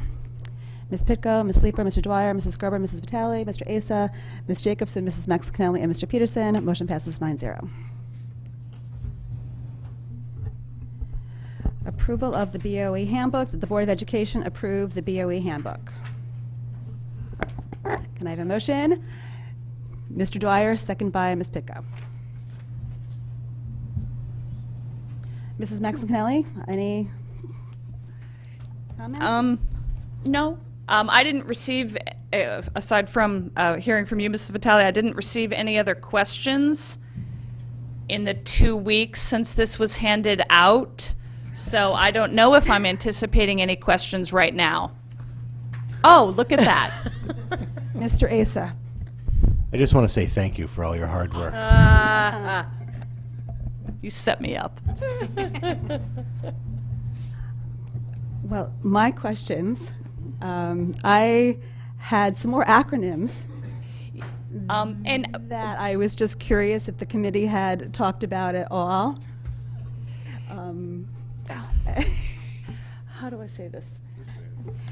Didn't want to talk about acronyms, and I'm not necessarily making a motion, but DBT, SRBI, DIP, SRO, CLC, PPT, IEP, and just to get the board's feeling if any of those acronyms maybe it would be valuable to I don't know, a little bit of the buzz during the time bond discussion was my realizing, and I completely own this, I forgot to bring it up with the policy committee. And so what I would like to do, because I would like a vote to be taken tonight, is that I'm going to request that it not get printed, and we will address it in the future and may bring forward an addendum of additional issues. But I did want the vote to go forward tonight out of deference to our retiring member. But to your point, Mrs. Vitale, all three of us are in agreement that you raised some very good points, especially some of those acronyms should be included, and I dropped the ball. And I am not looking to hold up the vote tonight, and maybe these acronyms do not need to be included, but I just wanted to throw them out there for any potentially new board members. I also, just the vision of the graduate, copy on that was my other comment. And that was really, anybody else have any questions or comments before we go to the public? Mr. Dwyer? I too would like to thank, but more importantly, thank the entire board who was given an opportunity to say, is this handbook important? And this new board could have easily said, I don't think so. So I appreciate all of the board members who said, no, it's worth looking at, and the policy committee's time to do their due diligence to bring it forward. Mrs. Maxon-Kennelly mentioned that this is a helpful guide to board members.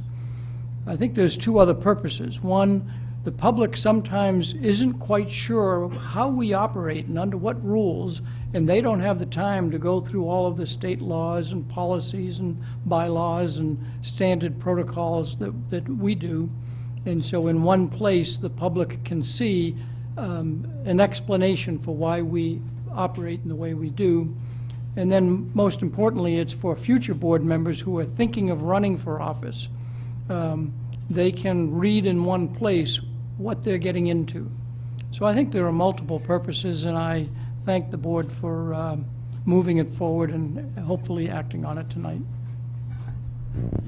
Mrs. Maxon-Kennelly? And just one, well, I assume maybe one final brief comment is I do want to thank Mrs. Jacobson and Mr. Peterson for the time that they put into this. It was a very thorough going over of this repeatedly, as attested to. This is just, I have 2 binders like this of drafts of this handbook as we really went through it thoroughly and very much vested in the process of making this a useful document, to Mr. Dwyer's point. So I just want to thank their work. Ms. Jacobson. And just piggybacking on Mrs. Maxon-Kennelly's point, I just want to thank the staff that helped go through all of those drafts for us, and in the time that it took to do that in repeated times. So thank you. Okay, we'll go to the public. If any members of the public would like to speak to the handbook, please come forward. Okay, back to the board. All in favor? Ms. Picco, Ms. Leeper, Mr. Dwyer, Mrs. Gerber, Mrs. Vitale, Mr. Asa, Ms. Jacobson, Mrs. Maxon-Kennelly, Mr. Peterson. Motion passes 9-0. Thank you to the committee, and excited that we have a new handbook for our new board members.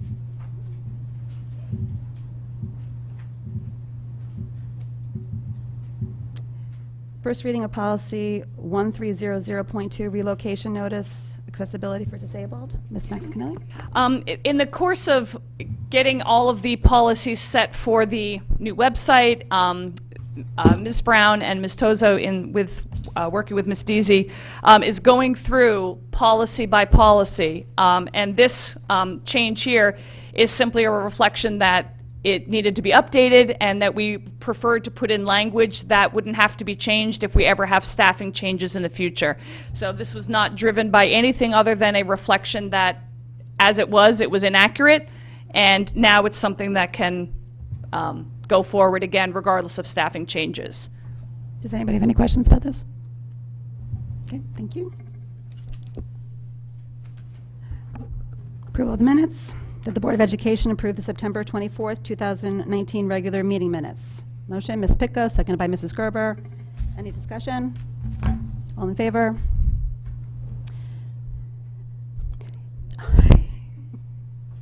Ms. Pitko, Ms. Leeper, Mr. Dwyer, Mrs. Gerber, Mrs. Vitale, Ms. Jacobson, Mr. Peterson, Mr. Asa. All opposed? Abstentions? Mrs. Maxinelli. Motion passes 801. Superintendent's report. Mr. Cummings, you're up. Okay, thank you. As was alluded to earlier tonight, the central office staff, the building principals, our department program directors and curriculum liaisons, people throughout the school system are beginning their budget development. We are looking to bring that forward. We begin our central office meetings essentially on Thursday. Budgets are starting to become due in central office this week. We are, as the board is well aware and has been discussed in the last couple of meetings, we are well aware of the current budget drivers, and we are looking to identify others as we go forward, including related to tonight's presentation on the middle school schedule. One of our objectives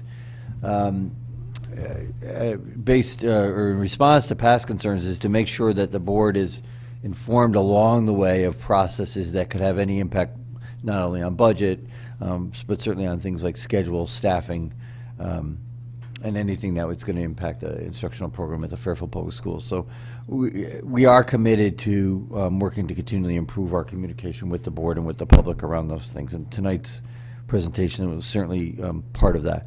Again, before I move off it, I do want to thank, I want to thank the amount of work that's gone into this by our principals, our assistant principals. Again, thank you to the FEA for the work that they've done to provide us with further information and reemphasize our commitment to fleshing out those details that's been discussed tonight. We're not ever going to send our staff into a situation to which we have not prepared them. We're never going to do that. And the last thing I want to talk about, or the second to last thing I want to talk about is I've started to work with the principals. I've been visiting the schools, started to visit the schools. We are conducting some rather informal classroom walkthroughs, essentially in support of what the school principals and their teams have identified in their school improvement planning. We visit classrooms, we look at the initiatives that the teachers and the principals have put into place, simply for the idea of providing feedback. It's always important to remember in any organization, but particularly in one that's about learning, that our work is about improving learning and improving not only the learning of our students, obviously, but also the learning of the professionals involved. And so how do we provide feedback? How do we give feedback to each other? How do we ask the meaningful questions that result in the positive changes? So that's really work we've engaged in, and personally, it's, without exaggeration, it's the best part of the job. I'm not sure that all the principals agree, but I love it. But it really is, it's just really valuable to be out there in the classrooms, and I appreciate the principals for having me come out. And finally, I do want to say I've begun my 5th year in the Fairfield Public Schools, and a constant source of wisdom and guidance, formally and informally, has been Mr. Dwyer, and I just want to thank him personally. I want to thank him on behalf of the staff of the Fairfield Public Schools, because he has always been an articulate, well-versed, and studied proponent of public education. And no matter the meeting, no matter the subject, his appreciation for the staff, the efforts of the staff, his appreciation for the work that the educators go through, and the diligence with which they approach their work and carry it out, has always stuck with all of us. And so on behalf of employees of the Fairfield Public Schools. I want to say thank you and to wish you absolutely well. So thank you.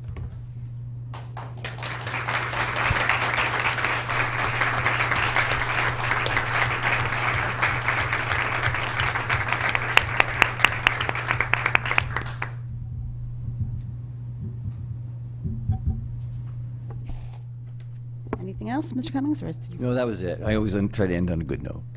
that's always good to end on a good note. Yes. Mrs. Max Kennelly?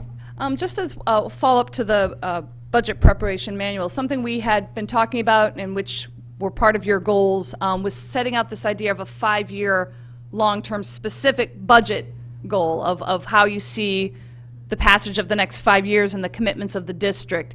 Is that something we're going to be seeing more in January, or is that how do you see the I think the you'll see. rollout of that? I would say that you'll see glimpses of that, but it'd be difficult to do that without the district improvement plan. My expectation would be that as we go through the district improvement plan process through the spring, and then present it to the board for adoption in late spring, summer, early summer, that would be part of the plan. I want that as part of the plan. Thank you. Yep. Any other comments from Mr. Cummings? Okay, committee reports. Tricia? Ms. Picco, sorry. So I'm giving the SEPTA report on Wednesday, October 30th at 7:30 at McKinley School Library. It's election time. SEPTA Meet the Board of Education Candidates Forum. There'll be a moderated forum with the 6 Fairfield candidates to learn about their positions, in particular in terms of special education. There is babysitting available, childcare available for members. If you need childcare, pre-register by 10/28, president@fairfieldsepta.org. This Saturday, October 26th, from 2 to 4 p.m., SEPTA is having its Halloween hijinks at Double Up Dance Studio at their new location at Black Rock Turnpike. It's $10 per child or $30 per family, and you go to the SEPTA website to pre-register. SEPTA Teen Night, our longest running program. SEPTA Teen Night welcomes teens ages middle school and up to meet each month for supervised socializing and fun. It meets monthly at the Fairfield YMCA on the Old Post Road from 7 to 8:30. The next SEPTA Teen Night is 10/25, so this Friday. You must register. Once again, go to the SEPTA website to register. Wednesday, October 23rd at 6:30 p.m., Best Buddies Family Information Night at Fairfield Ward High School. On October 29th at 6:30 p.m. at Fairfield Ward High School, Transition 101, Preparing Students with Disabilities for Success After High School. Fairfield Public Schools is sponsoring a workshop by the Connecticut Parent Advocacy Center. This presentation will offer an overview of the secondary transition process for students who receive special education services. Participants will learn about transition planning, including the value of student participation, legal requirements, and transition planning in the IEP. Registration is required, and they can also they can call 860-739-3089. And that's it. Thank you. Any other committee reports? Roger Sherman Building Committee met tonight, so I don't have anything to report that. PTA Council met. It was very nice. The last meeting, each school shared what they love about their school. So it was a positive experience. Ms. Max Kennelly was there promoting Odyssey of the Mind, and she was late today because of visiting Riverfield, so I am excited to know that that presentation generated some interest. Just not really a committee report, but we went in front of the Board of Selectmen and the RTM yesterday regarding the maintenance facility. The Board of Selectmen passed. RTM seemed to be supportive, expressed some concerns about move forward cost, the increase in the rent, but overall the feedback has been positive. And it will be up to the RTM for a vote on the 28th. Mr. Peterson. Sorry, I should have mentioned this earlier. So the Board of Finance meeting last night, largely on PhilPal issues. no real education impact, but I did want to mention that next week on the 29th will be the BOF's capital planning workshop, which will absolutely relate to us. So not a Phil Pyle issue, but an important issue for education. Thank you. Open board comment? Well, Mr. Dwyer, I don't think that you really thought that you were going to make it through this meeting without us recognizing that, at least for this term, this may be your last meeting serving on the Fairfield Board of Education. And I want to thank you as the current board chair, that you've been just such a source of guidance for me as I've assumed this position. But as a parent who's had children in the school district since 2002, a good portion of which you were the chair of the Board of Education, I thank you for the positive impact that the thousands of children, their lives are better because of your guidance. I started to go back and just think about some of the things that happened under your leadership: building projects, Riverfield, Fairfield Ludlow High School, Holland Hill, Sherman Phase 3, the seed money for Mill Hill. You represent us on Fairfield Cares for so many years, concerned about the social emotional learning of our students. You've been a vocal advocate for our budgets, for our teachers, for our children, in front of every town body. And you've seen this board, well, not this board, but past boards. You've been chair of some very contentious boards. Interesting times. Interesting times. You've helped hire 2 new superintendents, and I know we're a valuable asset to Dr. Title as he was here. So I want to thank you, and that's really it. And I'm going to invite you to say a few words if you would like. I'm going to resist the temptation to give any final parting advice comments. If you want any, you're going to have to buy me a beer somewhere, and then I'll talk. Over the course of time, I kept each meeting in its own file, and those included some notes on the agendas and comments like this, that, and the other thing, so that none of you think that I'm holding on to this for some future purpose. I took the 11 cartons of material that I have and brought them to Ms. Brown, who then threw them into their great big bin of a shredder, and so they're going to be confetti somewhere, someplace, so that they're preserved and from future inspection. I really only have 7 thank yous. One to Ms. Brown. 6 years was a long time to be chair. There's a lot of staff who do work in the district, but you keep the trains moving on time, and you kept me on schedule and on task. So I thank you for your particular role. We often take credit for the fine work the Fairfield Public Schools do. The credit really belongs to the students whose performance we celebrate, whether it's in the classroom or whether it's in clubs and activities, on the sports field, or just representing us in front of community organizations. So I thank them. Mr. Cummings did note that I have been a strong supporter of the staff, and I know you to be a dedicated group of people who care deeply about the individual education of each student. And so I say staff because while focus oftentimes is on the teaching staff, it's the custodians who maintain the buildings, it's the secretaries, it's the administrators, the IT, the paraprofessionals, the special ed trainers. All of them contribute to the atmosphere that we call Fairfield Public Schools. The parents certainly have been strong advocates, and we thank them for that. I thank them for that. And the members of the community, whether they're in elective office or not, who have consistently supported this district in the last 8 years, I thank them for that. And 2 last groups. The last group is strangers. I'm sure it's happened to each of you, but I'll be in Dutchess, or I'll be buying gas, or I'll be somewhere, and a stranger will walk up to me and say, "You're on the Board of Education." And I get ready for, now what's this all about? And they've only come to me to say one thing: thank you for your service.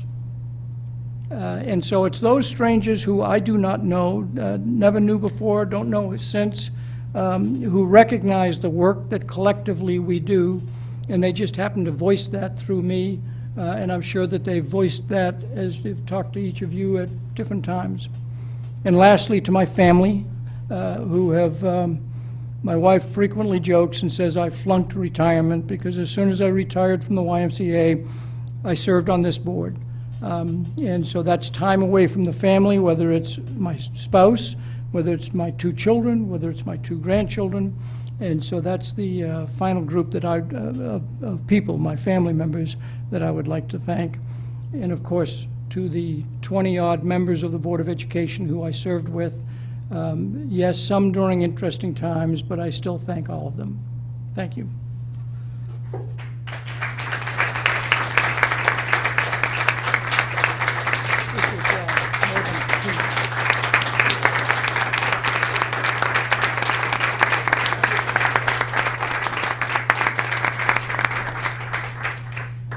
So Phil, we pitched in, and being that you're going to have Tuesday night free now, Yeah. we got you a little something that maybe you can take your wife out to dinner.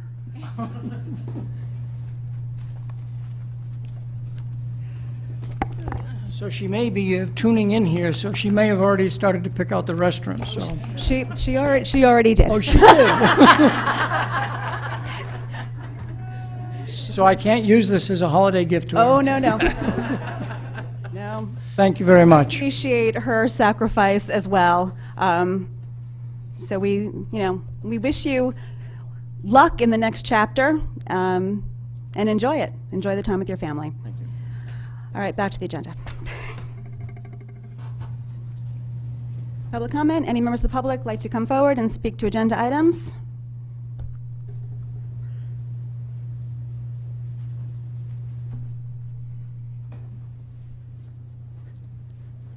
Melissa Travis, 270 Ward Terrace. I have a first grader at Jennings, and I just want to thank you for addressing the fact that the playground is not open there.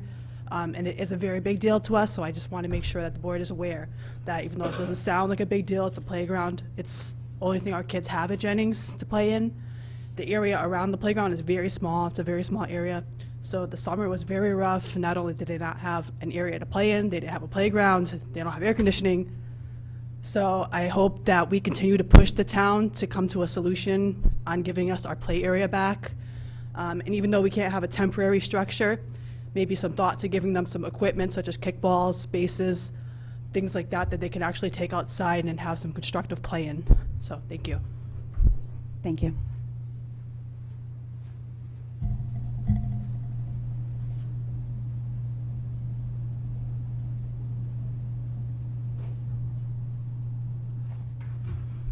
Hi, Bonnie Rotelli, 1280 Merritt Street, also District 4 RTM.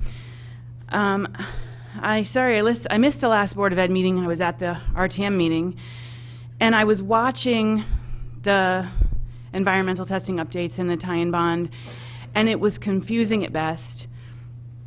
There seems to be a reluctance from tie-in bond at that meeting to give any kind of commitment to recommendations.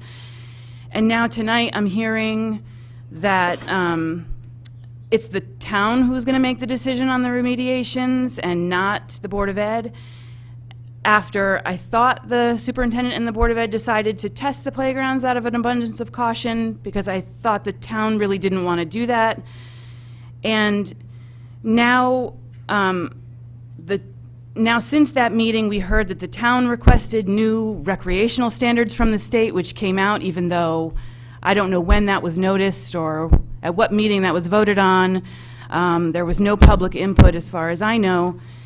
And it seems strange in the middle of this entire sort of Phil Pyle scandal to just be getting new regulations from the state for just the town of Fairfield. It still brings Stratfield's playground above any residential level, so I'm still asking that the board do something about the remediation of Stratfield. And this whole thing just seems beyond confusing. We need to get some clarity on these playgrounds, on the remediation, on who is recommending and who's responsible for making these decisions. And I'd just like to, instead of getting caught up in the muck of everything, we just need some common sense, all right? We found these exceedances. We know now whether or not it was Phil Pyle related or not. We have an obligation to fix these things, and we just need to fix it. Thank you. Thank you.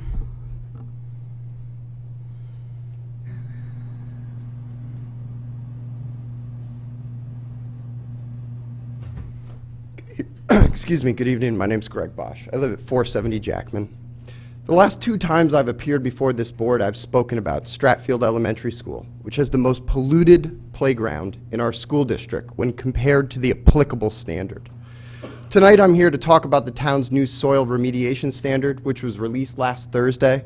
This is to say I'm speaking to you about Stratfield, but all of our contaminated school fields, playgrounds, and parks. Title 22A-133K describes the risk analysis calculations that are performed to determine permissible levels of a given contaminant. The formulas are laid out for anyone to read on page 11. It's simple 4-function math, using variables for ingestion rates, body weights, days of exposure per year, and risk tolerance. If you do the math and use the values prescribed by the regulations, you'll see why only 1 part per million of benzoapyrene is permissible under the residential standard.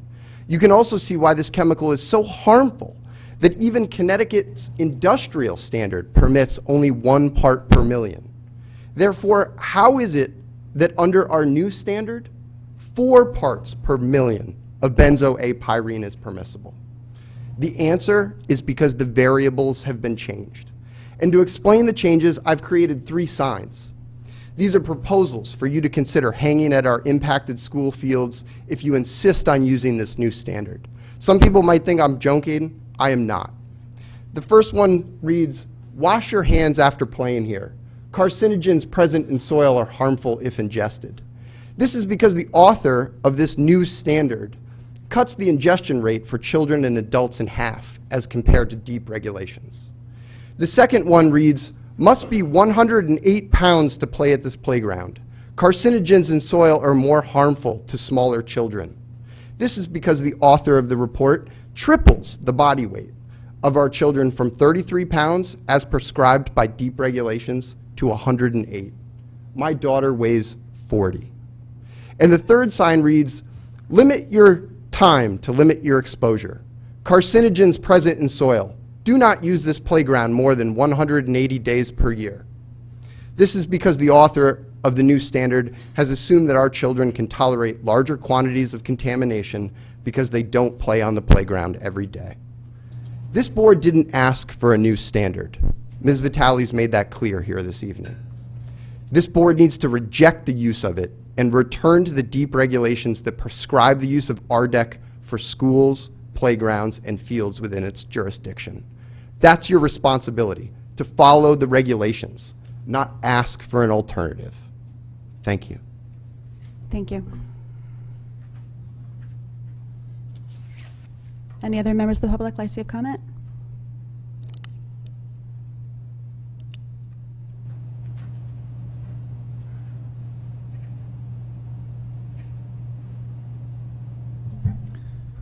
Can this not be my 3 minutes? Because I would like to thank Mr. Dwyer as well. Not part of my 3 minutes as a teacher. I'll never forget last year at your convocation and your advising us to never forget that one student. It's always stuck with me, and it's been, as a resident, as a teacher, we will miss you greatly. So I just wanted to say that, and hope that's not my 3 minutes, please, okay? Because I know you got me on the clock. It's up to the chair. Okay. Frank Sahagan, 20 Chelsea Street, and a Woods Middle School teacher, and I want to comment on the proposed new middle school schedule. First, I'd like to say I have the utmost of respect for Mr. Cummings and the 3 principals you heard from this evening, and their willingness to engage in conversation. So what I'm about to say, I've already had the opportunity to discuss at length with Mr. Cummings and Dr. Rosado, my principal. The presentation you saw tonight from 3 middle school principals posits that the current schedule doesn't fully support the FPS learning principles and the expectations of a new curriculum, and doesn't adequately meet the needs of all students, struggling learners on the one end, enrichment on the other, and will calm the day down. It was proposed that an 88 minutes class period is supported by research, but I'd argue that the research is far from conclusive. And if true, why aren't more schools already down this path? I don't think we need to be the pilot on this. From my experience, I believe it's not conducive for middle schoolers and believe the need of continuity on the daily instruction. What's appropriate for high school, I don't think necessarily translate down to middle school.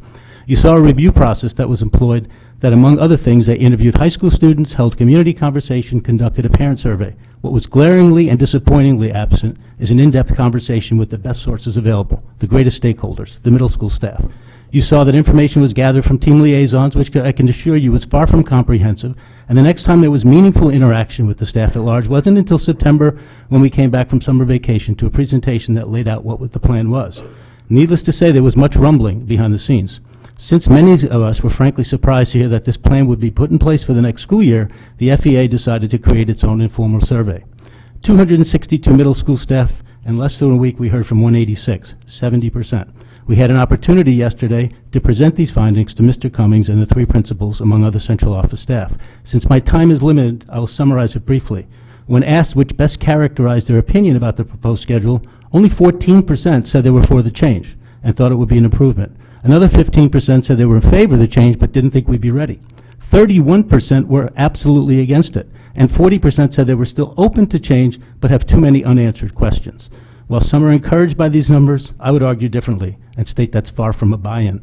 Another question was centered around the elimination of homeroom. Only 1/3 of the staff thought that was a good idea. And you noticed you didn't see that on this particular schedule, and now it's going to be incorporated somewhere in this intervention enrichment block. Among concerns were the comments most voiced around the block of intervention enrichment and not having a clear understanding of what that would look like. Although we're being assured it won't end up looking like a study hall, many of us cannot envision it becoming anything but that. You heard an awful lot of things that need to be fleshed out. Well, that's very concerning. Going from 5 periods a day to only 4 extended periods will obviously impact class size.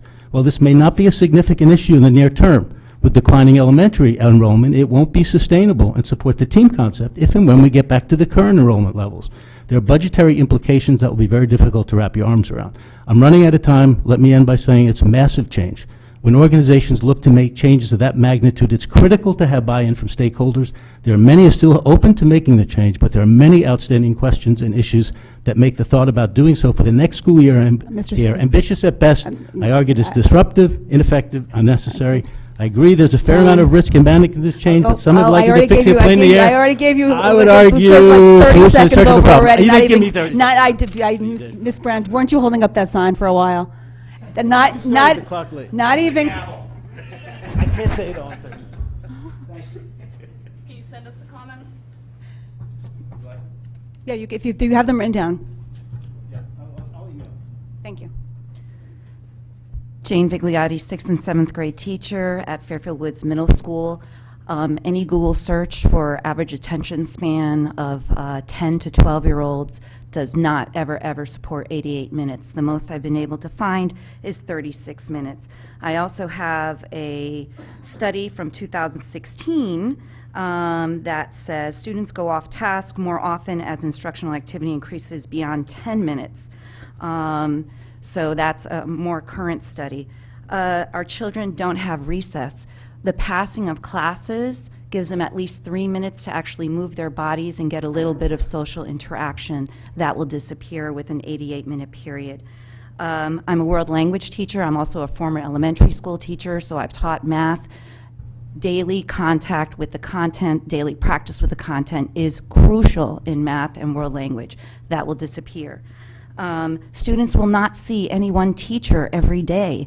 I had a homeroom last year. I usually have a homeroom. That point of contact where I meet with my kids, I have them journal with me, we look at things, we talk about things, is crucial for that sense of connection. Where is their point of connection?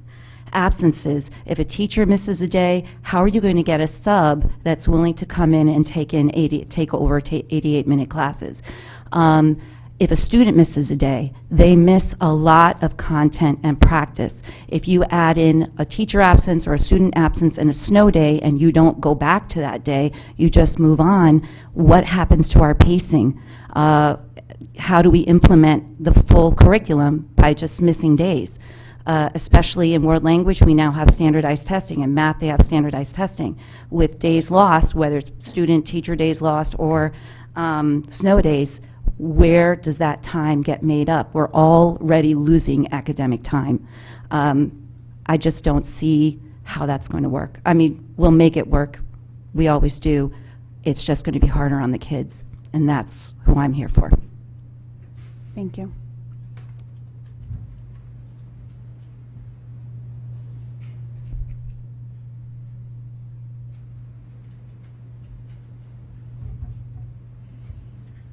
Jeff DeRozier, 15 Old Stratfield Road, Fairfield, Connecticut, and I'm a music teacher at Fairfield Woods Middle School. I know that you noticed that there's a large change in the number of music minutes, and I know that Mr. Cummings had a meeting with the music department regarding the change in minutes. It's obviously a drastic difference compared to our previous schedule, and it amounts to about 21 rehearsals over the course of the year. If you've noticed, our music department usually puts out a pretty decent product. If you combine the two high schools, we send the most students to All-State throughout all of Connecticut through the music department. And I know that the music teachers are very, very anxious about the proposed schedule, as we talked about. I provided Mr. Cummings with a few different options, different schedules over the course of the last month or so that would alleviate some of the time discrepancy with the current schedule. There's still a lot of stress related to that because we haven't really heard or seen any movement on that.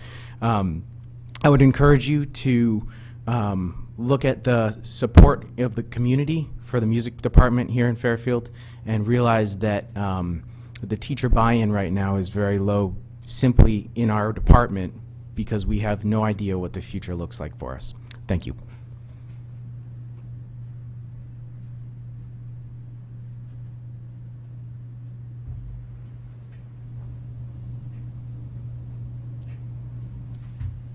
Bob Smoller. I'm the president of the Fairfield Education Association, and really what I wanted to do is just give a snapshot for how teachers are feeling right now on the middle school schedule. You know, for us it's really two issues. One is the decision to move forward, and that's clearly in the purview of Mr. Cummings and the building administrators. They have been nothing but fabulous in their willingness to dialogue with us on the issues, and you know, clearly they've done some research.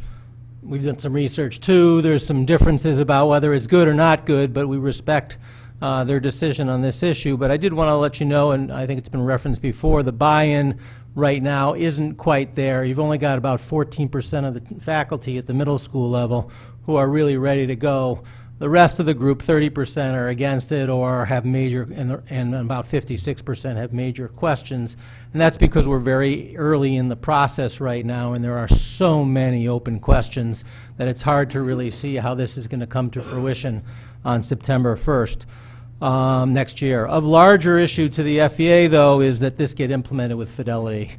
And that's the concern right now, is that we don't have any implementation plans in place right now. There's a huge amount of detail that is unaddressed at this point in time that we're anxious to see how that's going to look. Some of the major concerns are the curricular, instructional, and pacing effect. I'm at the high school level, and there were major curricular and pacing implications when we did move to the block schedule. We anticipate there's going to be likely more impact at the middle school level as well. Significant concerns about what this intervention and enrichment block is going to look like. We certainly don't want this turning into a study hall or a huge student management issue. Big concerns about class size when you move from 5 classes to 4. Concerns about staffing equity, who's going to be actually teaching these intervention blocks. Is that going to fall on the math teachers and language arts teachers primarily? You know, how is that going to end up working out? So these are the kinds of comments that came through when we surveyed our members.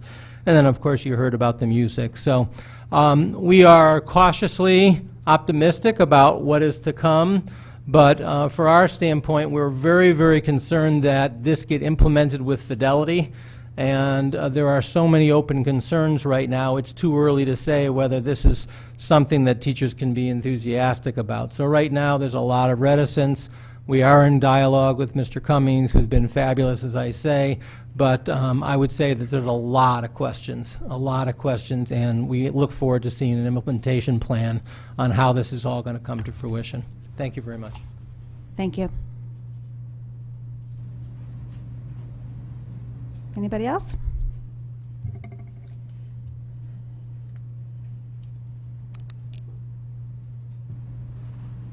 Hello, I'm Nick Albano, 1995 Mill Plain Road. First and foremost, thank you so much to Mr. Dwyer for all the years he's given to this community, to this board, as a teacher in the district. Forever indebted. Thank you so much for all your time and energy. I think the music program in this town is what makes the Fairfield Public Schools truly amazing in the state of Connecticut. I think it makes us one of the top schools in the state of Connecticut. And I'm so proud to be a member and faculty member of that department and work towards offering our community something that I think is truly special. As such, I would like to invite all of you to a concert on November 7th at Fairfield Ludlow High School at 7:30. It's the Veterans Day concert. Often we have concerts that we put out for the community, and we see a lot of our students' parents attend, which is fantastic. But for these community events, and this is really a community event, it would be great if the Board of Ed could be there, and beyond just you guys, reach out to your family members and the family members that you know that have served in the armed forces, because that concert is really for them. So I just wanted to put that on your radar, because I heard a lot of dates going around of future events. But as I'm sitting here, I'm thinking, well, let me make sure everyone knows about that event, and you can see firsthand one of the many ways I think the program gives back to the community. So I hope to see you all there. Thank you. Thank you. And I know we don't usually comment on public comment, but the Veterans Day concert, I've had children sing for 8 years at Fairfield Ludlow. It is my favorite concert. I think even better than Candlelight, just because of the community involvement. And if you know a veteran, they should definitely come to this concert. They play the service songs for every veteran stand up. It's a great event. So spread the word. With that, motion to adjourn. Ms. Leeper, seconded by Mr. Dwyer. All in favor? It's unanimous.